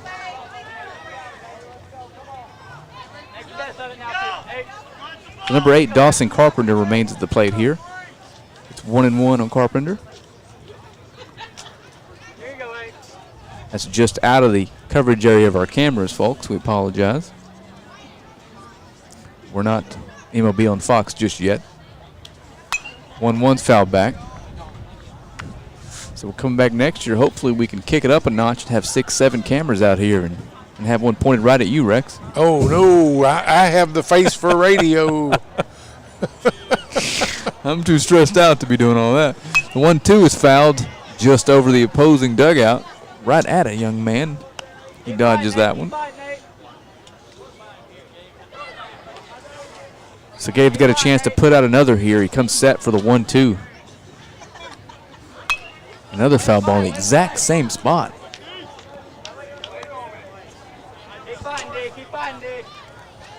You can tell Gabe's kind of found it again. He's working fast. Yes. Fastball. Right down the middle for strike 3. Don't be messing around with anything else here. You got a good heater. That's 2 down. Strikeout number 8 for Gabe Flores. And here comes their number 9 hitter. He just needs to get this out. Colby Albritton. Yeah, he flew out to the left fielder. His first time up. Yeah, hit it hard, but hit it right at him. That's right, I do remember that, yeah. We've got him shaded way towards right field as the 1-0 pitch is going to miss away. Feels like Gabe's throwing a little harder this inning, too. Seems like the faster he works, the harder he throws. 2-0 fastball is fouled straight back into the net.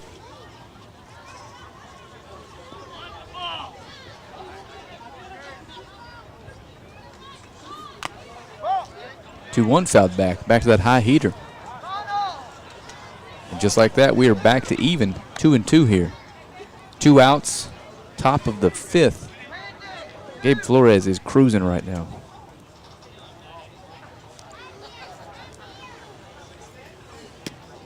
He misses with the 2-2, so we're going to have a full count pitch. It looks a lot like the Lady Lobo starter last night, Reagan Rios, just head down, straight up dominating.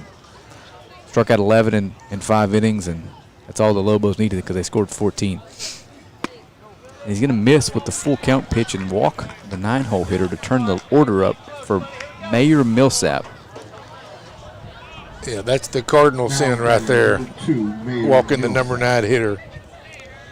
It almost always comes back to haunt you.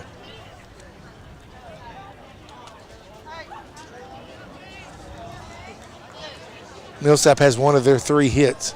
He hit a ball into right center field in the top of the 3rd. Luckily, that walk happened with 2 outs, so it's going to take probably a pretty good shot here to score a run. But the first pitch to Mayor Millsap is going to miss for a ball. Gabe checks the runner at first and comes set for the 1-0 pitch to Millsap, and he's going to miss low.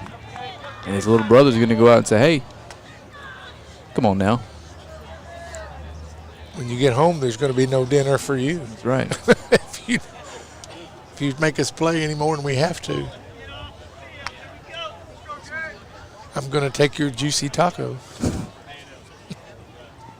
Do we have any other restaurants at all, or is that? Right now, Juicy's is the only one that okay. I just want to make sure we need to mention. I wasn't leaving any. No. Okay.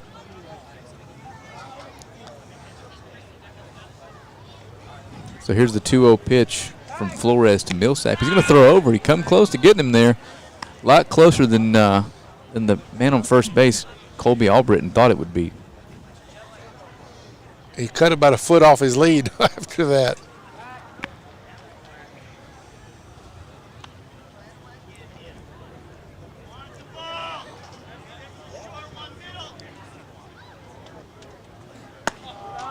The 2-0 pitch is in there for a strike. That's one of the advantages to having such a good first baseman. I mean, you can really rear back and hum it to first, trying to get that pick off when you got somebody who can catch the ball as well as he can. That's a good fastball. So Gabe comes back and battles his way back. It's 2-2 now.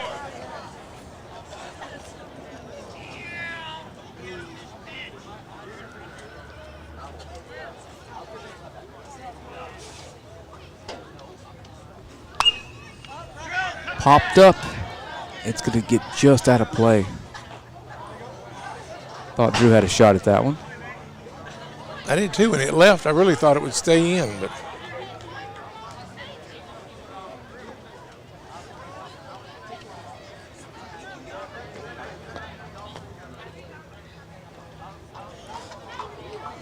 Two balls, 2 strikes, and 2 out. Runner on first base. And Mayor Millsap, center fielder for the Wildcats, at the plate.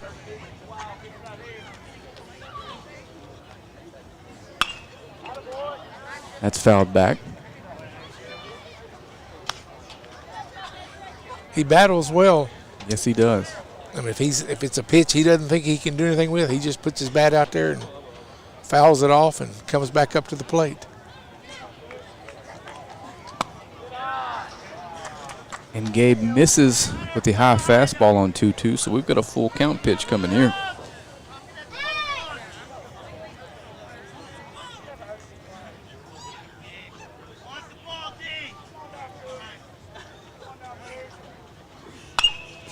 Popped up. Tyler Cox appears to have a play on it. And the Lobos are out of the inning. So we are going to head to the bottom of the 5th. Lobos still clinging on to a 2-0 lead. We'll be back here after a couple brief messages. Don't fumble when you're looking for your next trailer. At RJ Trailers, we got the hookup. Cargo Mate, Hallmark, Text Line, Diamond C. We've got the inventory selection to get you into the end zone. Snap into savings with R&J Trailers. Don't pass up on the best deals around.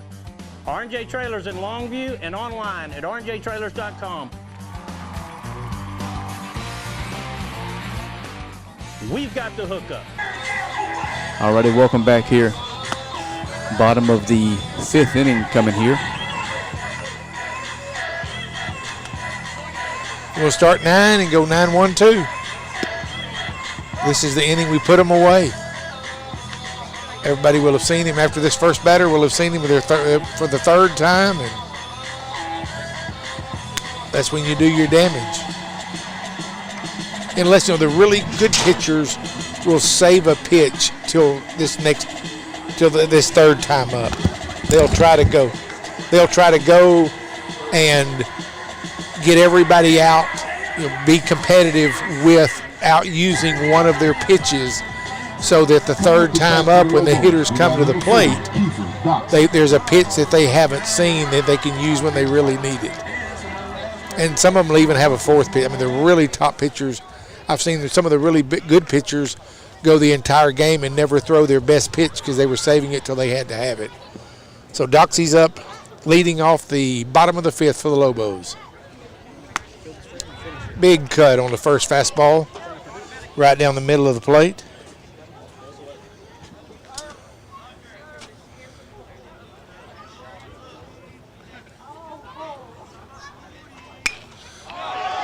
Good ball hit. It's going to hit for Doxy's in with a single. Way to start the bottom of the 5th with the number 9 hitter coming up with the base hit right off into left field. Going to bring up the leadoff hitter with 1 man on and nobody out. It's the start of a rally. That's right. So Kiefer Doxy does his job, gets on base, and turns the lineup over for Ronald Woods. Just seems like this year, this 5th, 6th inning, when we can get back to the top of the order, is when we've done the majority of our big damage.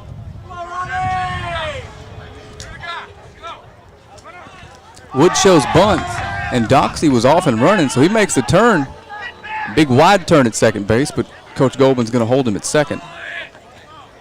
Yeah, that ball comes off that pad pretty well, and with this turf field, it's easy to find the ball, and that's not a...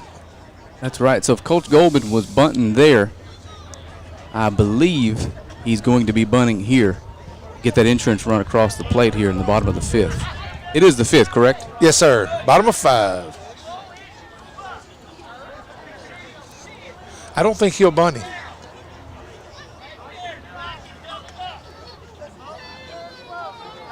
I mean, maybe a drag bunt, but not. I mean, Coach Goldman is not a sacrifice guy.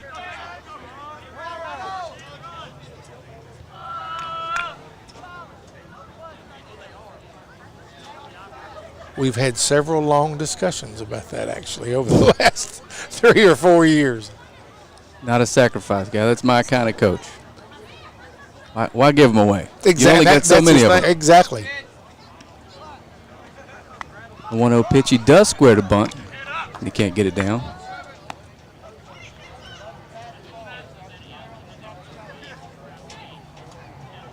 And with the third baseman is still playing behind the bag.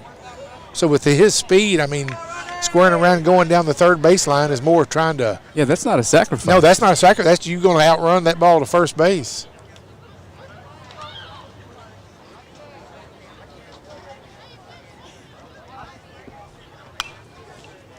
And just like that, Ronald Wood shifts gears, and Coach Goldman does, and he's swinging away. So he's behind in the count now, 1-2.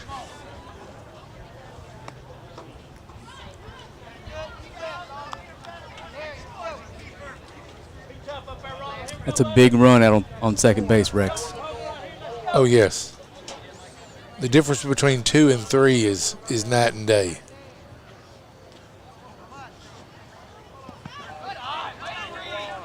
Good stop there by the catcher. That's Matt Mitchell behind the plate. I guess the advantage that the pitcher that Mitchell has is, Mitchell's not the Sheldon, he pitches from the stretch every pitch the entire game.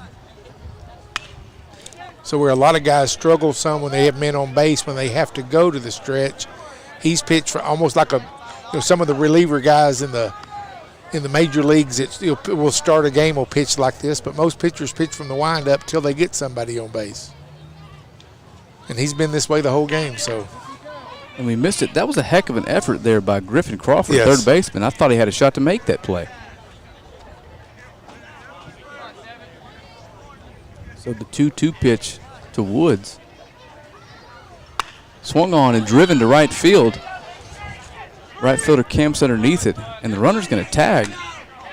Doxy's going to head from second to third, and he's in there easily. So Ronald Woods does his job and gets the runner over to third base with less than 2 outs with the 2, 3, and 4 guys coming up. Absolutely. That's exactly what we needed from him at that point.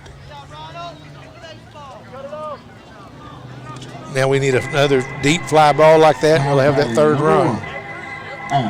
Gotcha.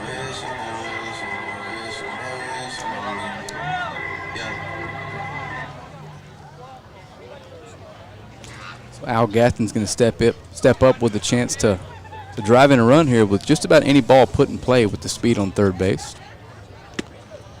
He's going to take a pitch away for a ball. Yeah, they've got the infield pulled in. Everybody's got their toes on I would say the grass, but it's the green part of the turf. And they know the importance of this run, so they're going to do whatever they can. Unless it's just a big high chopper, they're coming home. 1-0 just misses Al. I'm telling you, he's been hit by a pitch every game I've watched this season, with the exception of one. Well, that one would have hurt because he threw that ball. It was humming, wasn't it? That ball was thrown hard. Al's a magnet for contact this season, and he's still got a smile on his face, so a tough young man.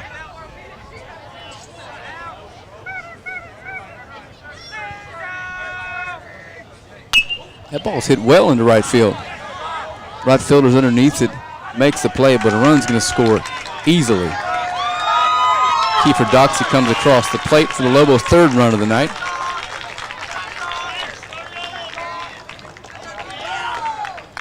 That is how you manufacture a run, Rex. Exactly. And that's our number 9 hitter that just went across home plate. That's what wins ball games. When you get that contribution from everybody, top, middle, and bottom. They give our guys tremendous respect. Their outfielders have been on the track all night long. This is going to bring up Connor Cox. I'd say he put a good swing on that fastball. He was trying to make it 4-0.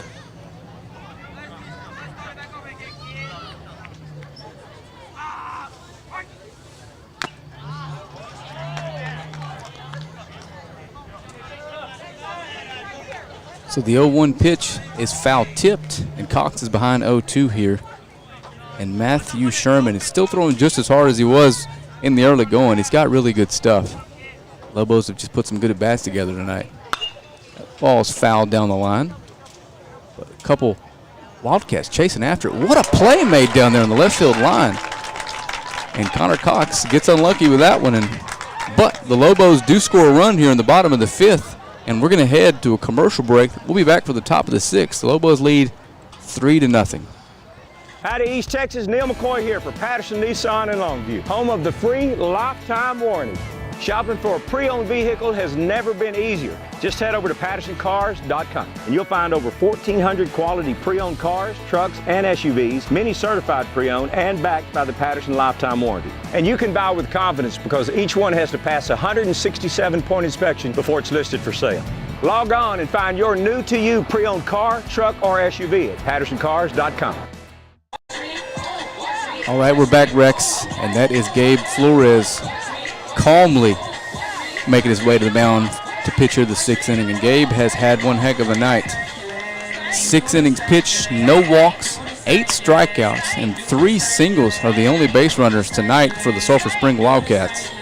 This is the kind of performance so far that you needed from your ace in the biggest game of the year. Oh, absolutely. And really 2 of those balls were basically infield singles. So really they've hit the ball one time for a hit out of the infield into the outfield, which is going to win you most of the time. Main thing, the no walks. I mean, that's kind of hampered us all year long, walking guys and untimely errors. And so far tonight, he has done a fabulous job. It looks like number 4, the number 2-hole hitter, second baseman Colt Silman, is going to lead things off for the Wildcats. And Colt has struck out and flown out to left field tonight. It's the 3rd time seeing Gabe.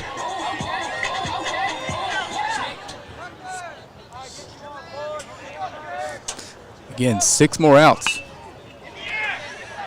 Good play. And 1 pitch out, a bunt attempt. Tries to sneak one up on Jordan Allen, but Jordan comes in and makes a pretty good play on that. Batting number 9, Matt Mitchell. I mean, that's just reaction. See him square, come hard, and that's a play. After your team gives you a run, you cannot beat a 1 pitch out from the 2-hole hitter. And in steps Matt Mitchell, catcher for the Wildcats. He takes a fastball away. And Matt has struck out both times up tonight. 2, 3, and 4 are 0 for 6. Or are now 0 for 7 with 5 strikeouts. That's how it's done if you're trying to beat a baseball team in an important game. Ooh, the 1-1 is blown past him. That's strike 2. Gabe is already set. He's just waiting on Mitchell. Mitchell steps in. Here comes the 1-2 pitch from Flores. Fastball, strike 3 swinging. I'd say that Gabe Flores is feeling it tonight. Rex, what do you think? He's got their number right now. He's in a groove, and so far everything he's doing has been right. And the Lobos are 4 outs away from the playoffs and not having to play a tiebreaker on Monday, more importantly. Oh, that's a huge part. That just disrupts your pitching so bad. The 1-0 pitch from Flores is swung on and missed. That fastball is still popping the mitt after 5.5 innings. The 1-1's in there for a strike. Gabe's pitching so well he almost looks bored on the mound. That's how good he's been tonight. 1-2, swung on, strike 3, and Gabe Flores is dealing tonight. And that was about a 45-second top of the 6th. So we're going to take a quick break. We'll be back after a couple messages.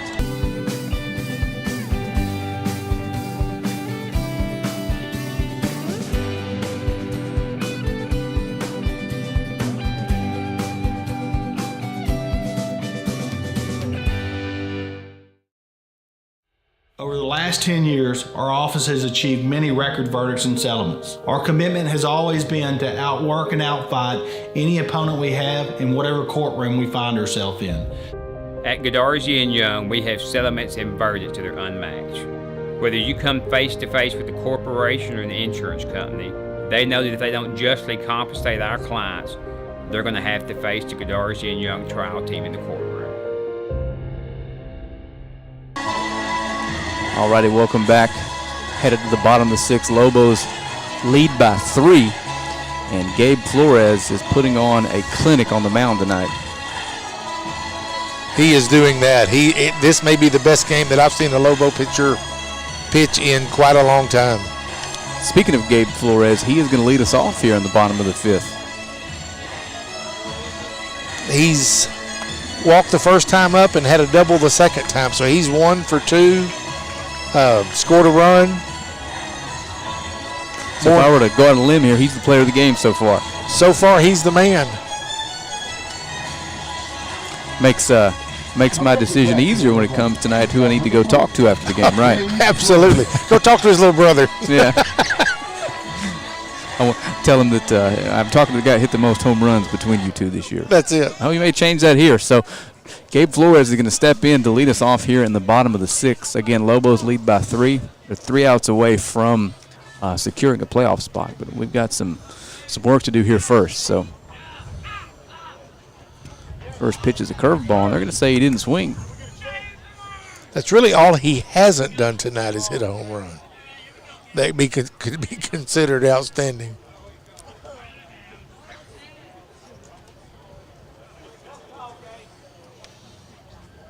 I mean, he's hit the ball, he's struck out people, he's just controlled the pace of the game. Your defense plays so much better behind you when you can keep that pace going and keep the flow steady like that. Mm-hmm. So I'm going to go out on a limb here, Rex, and I'm going to predict that Gabe Flores hits a baseball hard somewhere this at bat. Curveball floats in there for a strike. I think he's looking for something else here. He wants the fastball, and if I was number 10 in the blue jersey, there would not be one in my sack. He threw one past. Swung on and fouled straight back to the net. So he got away with one there. That's right. So Sherman gets ahead of Gabe. 1-2. It's the last game of the year, and I'm still mixing up the two Flores brothers' names. 1-2 to Gabe Flores is swung on and missed. Good fastball by Sherman there. Gets Flores swinging. I think Flores was looking. He really thought it was a curveball coming. He wasn't ready for that fastball at all. It was past him before he even cocked back. It was past him.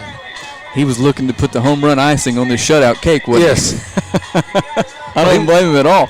That would have been an epic ending to this one for him. So that's going to bring up Jordan Allen, who has made some fantastic plays at third base tonight and had a couple good at-bats.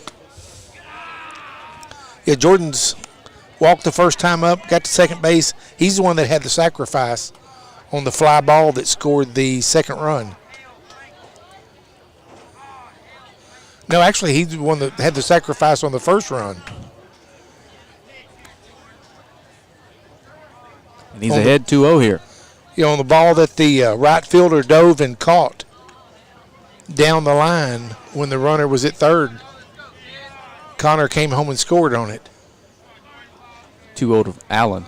Swung on and missed. Took a good, healthy rip at that one. And we're talking inches away from that being a triple. Oh, yes. Maybe even inside the Parker with his speed. Just an excellent play made by the right fielder out there, Ty Stroud.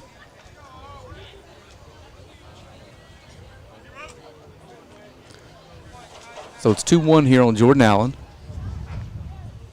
And he takes a good, healthy hack again at a fastball up in the zone. So got to give Matthew Sherman some credit.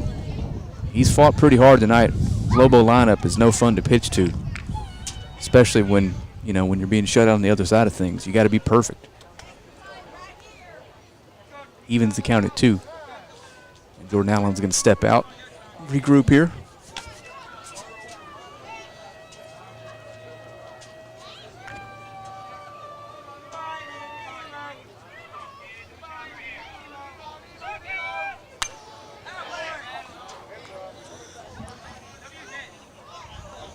And the fastball is fouled back, and we're still at 2-2, and that wind has switched again. Looks like it's blowing straight out left now.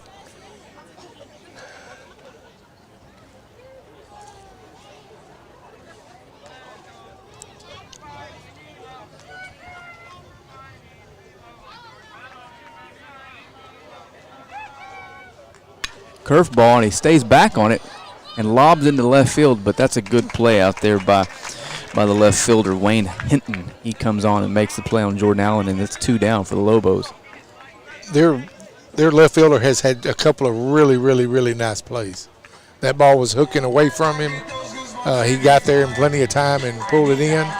Looks like we got a pinch hitter. He's pinch hitting for Drew Flores. I hope everything's okay with Drew. That's your starting catcher. Yeah, that's Lewis, he's a senior. I guess probably trying to get his seniors in at bat this last home game.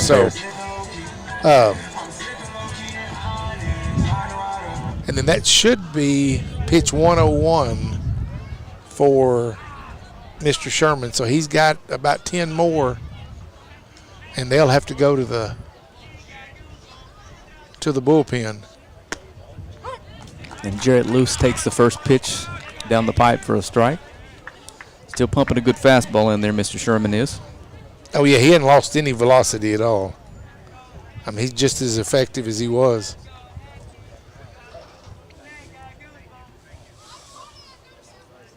Curveball swung on and fouled right above us here. And Jarrett Lewis is down 0-2 quickly. It's a good job coming off the bench there and able to foul off that curveball like that. Haven't seen it yet. Oh, it is. And Coach has done a great job getting these last 2 seniors in here for their last home game as Longview Lobos. So Sherman comes set the 0-2 to Lewis. Fastball going to be called a strike 3. So that's going to do it for the Lobos here in the bottom of the 6th. And Gabe Flores is going to come out needing 3 outs to send your Lobos to the playoffs. We're going to take a quick break, and we'll be back to catch that action here shortly.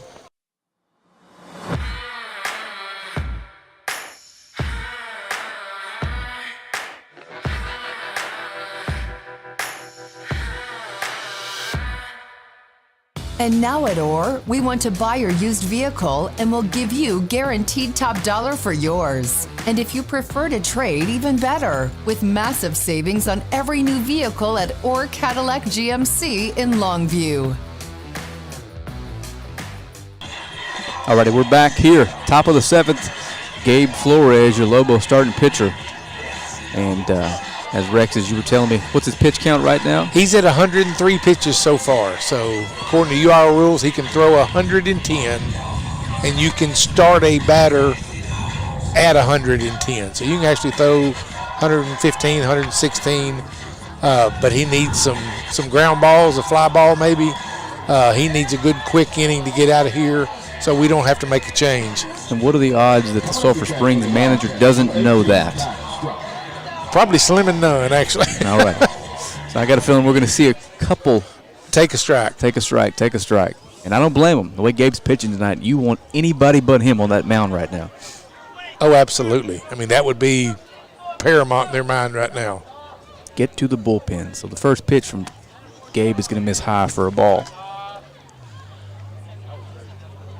So Stroud, he's got one of their 3 hits tonight. Popped out to the third baseman first time and hit a single in the 4th inning up the middle. And he takes a 2-0 pitch and pops it to center field. The wind's doing some things with the ball, but Ronald Woods gets underneath it.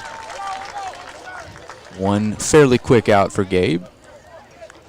And the Lobos are down to only needing 2 outs to secure a playoff spot.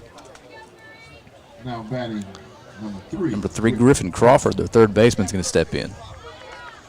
He's 0 for 2. He's struck out the first time and grounded out to the second baseman, to Doxey, for his second at bat back in the 4th. He calls time, and he's granted the time at the very last minute. Gabe doesn't love it. Can't say I'll blame him. Back First pitch that bats in there for a strike.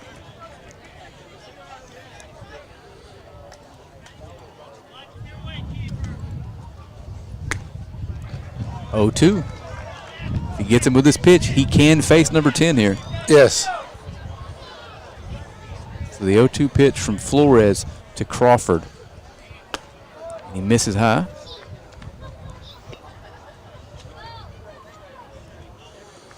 And here comes pitch number 110, correct?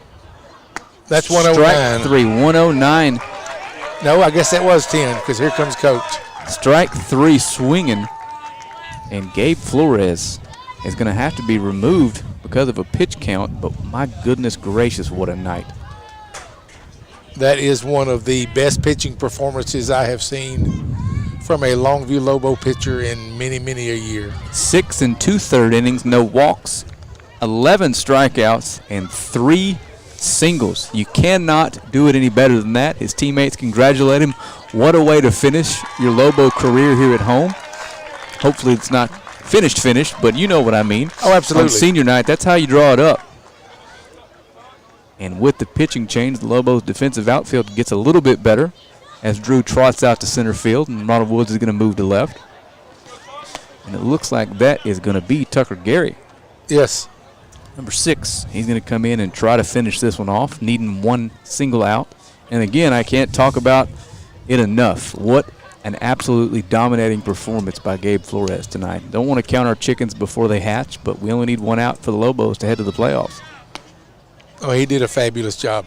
And before, I almost forgot, we have the bond election for LISD. A lot of the things that are in the bonds are for the athletic department, mainly the baseball team, which has a dressing room over at the campus, would get a dressing room right here at the baseball field at the building right behind us. The soccer team would get one. It's really needed. These kids have to get dressed, get in their car, and drive back over to here. And then when they come back after a road game, have to get back in their car and drive across. So anybody who lives in LISD, get out and vote. Vote yes. Well said, Rex. So Tucker Gary is going to face number 10, the opposing starting pitcher, Matthew Sherman. And Matthew has struck out twice tonight. Struck out once and flown out. Flew out to the center fielder. This is what Tucker Gary does. He comes in and he pump strikes and he gets out. And the first pitch misses low. On cue, as it usually happens. So the 1-0. And that's in there for a strike. Everything right down there at the kneecaps. That's where they all need to be. And you can't hit a 3-run homer with no one on base, so just throw strikes.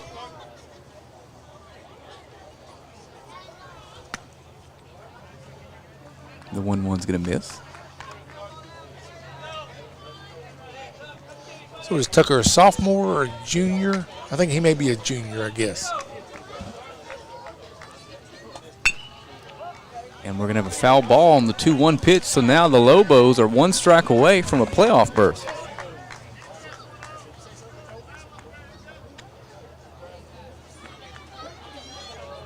The offense performed about as well as it could against an opposing starting pitcher with really, really good stuff that was on tonight, missing a couple of their starters. It's an excellent job all the way around if they can get this closed out here. So here's the 2-2 pitch from Tucker Gary. Curveball is going to miss high. And they're just not dead quite yet, Rex. No. Full count. Fouled out of play, so they're going to stay alive here, and we'll do a 3-2 all over again. After seeing Flores, they're kind of ahead on that fastball right now. They're pulling everything down and foul. He's almost pulling it directly behind him. Exactly.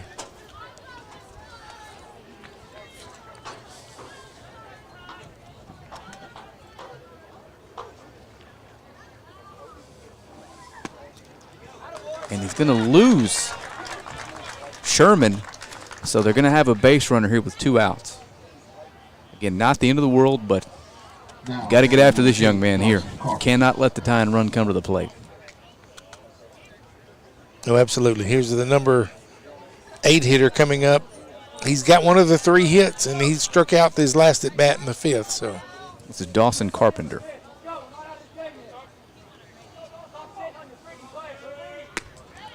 There's a fastball in there for a strike, swinging.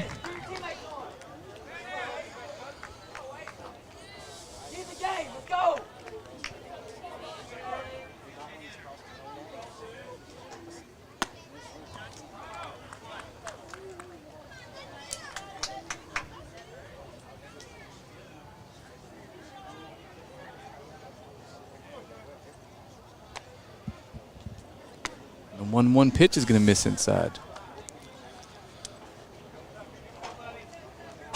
I don't think he's given any thought at all to the runner at first. I mean, there's no reason for him to try to take off.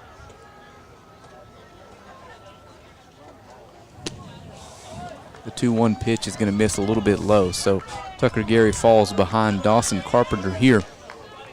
3-1 with Colby Albritton waiting on deck. That's going to miss high. So the tying run is going to come to the plate here for the Wildcats. And it's a little uncharacteristic here from what we've seen from Tucker Gary all season, but I've got no doubt Coach Goldman can come out and get him settled down a little bit here.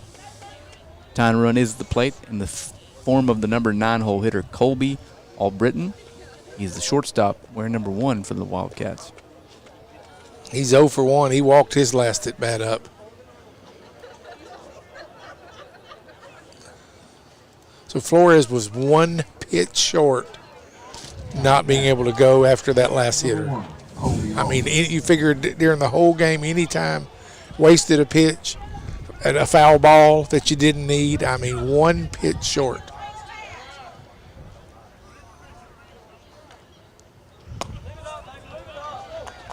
Looks like Tucker Gary's having a little trouble getting on top of that fastball. He's going to miss away or miss high. It's 1-0 again. This is Colby Albritton. And the 1-0 is going to miss. Because we want to make something happen here before we get back to the top.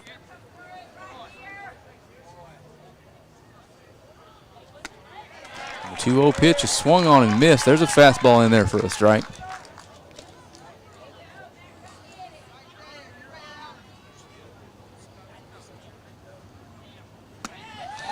Another strike. The count's even now at 2. And Tucker Gary's got a chance to end this thing with 1 good pitch here. The Lobos again are 1 strike away from a playoff berth.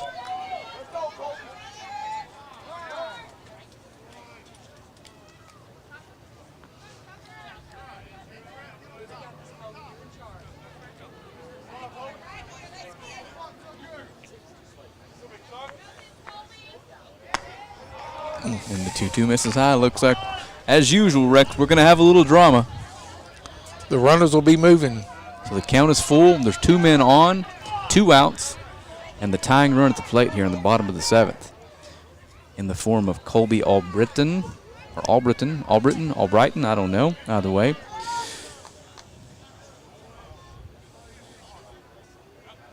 Swung on, driven to center field, and Gabe Flores is out there, and the Lobos are going to celebrate a playoff berth.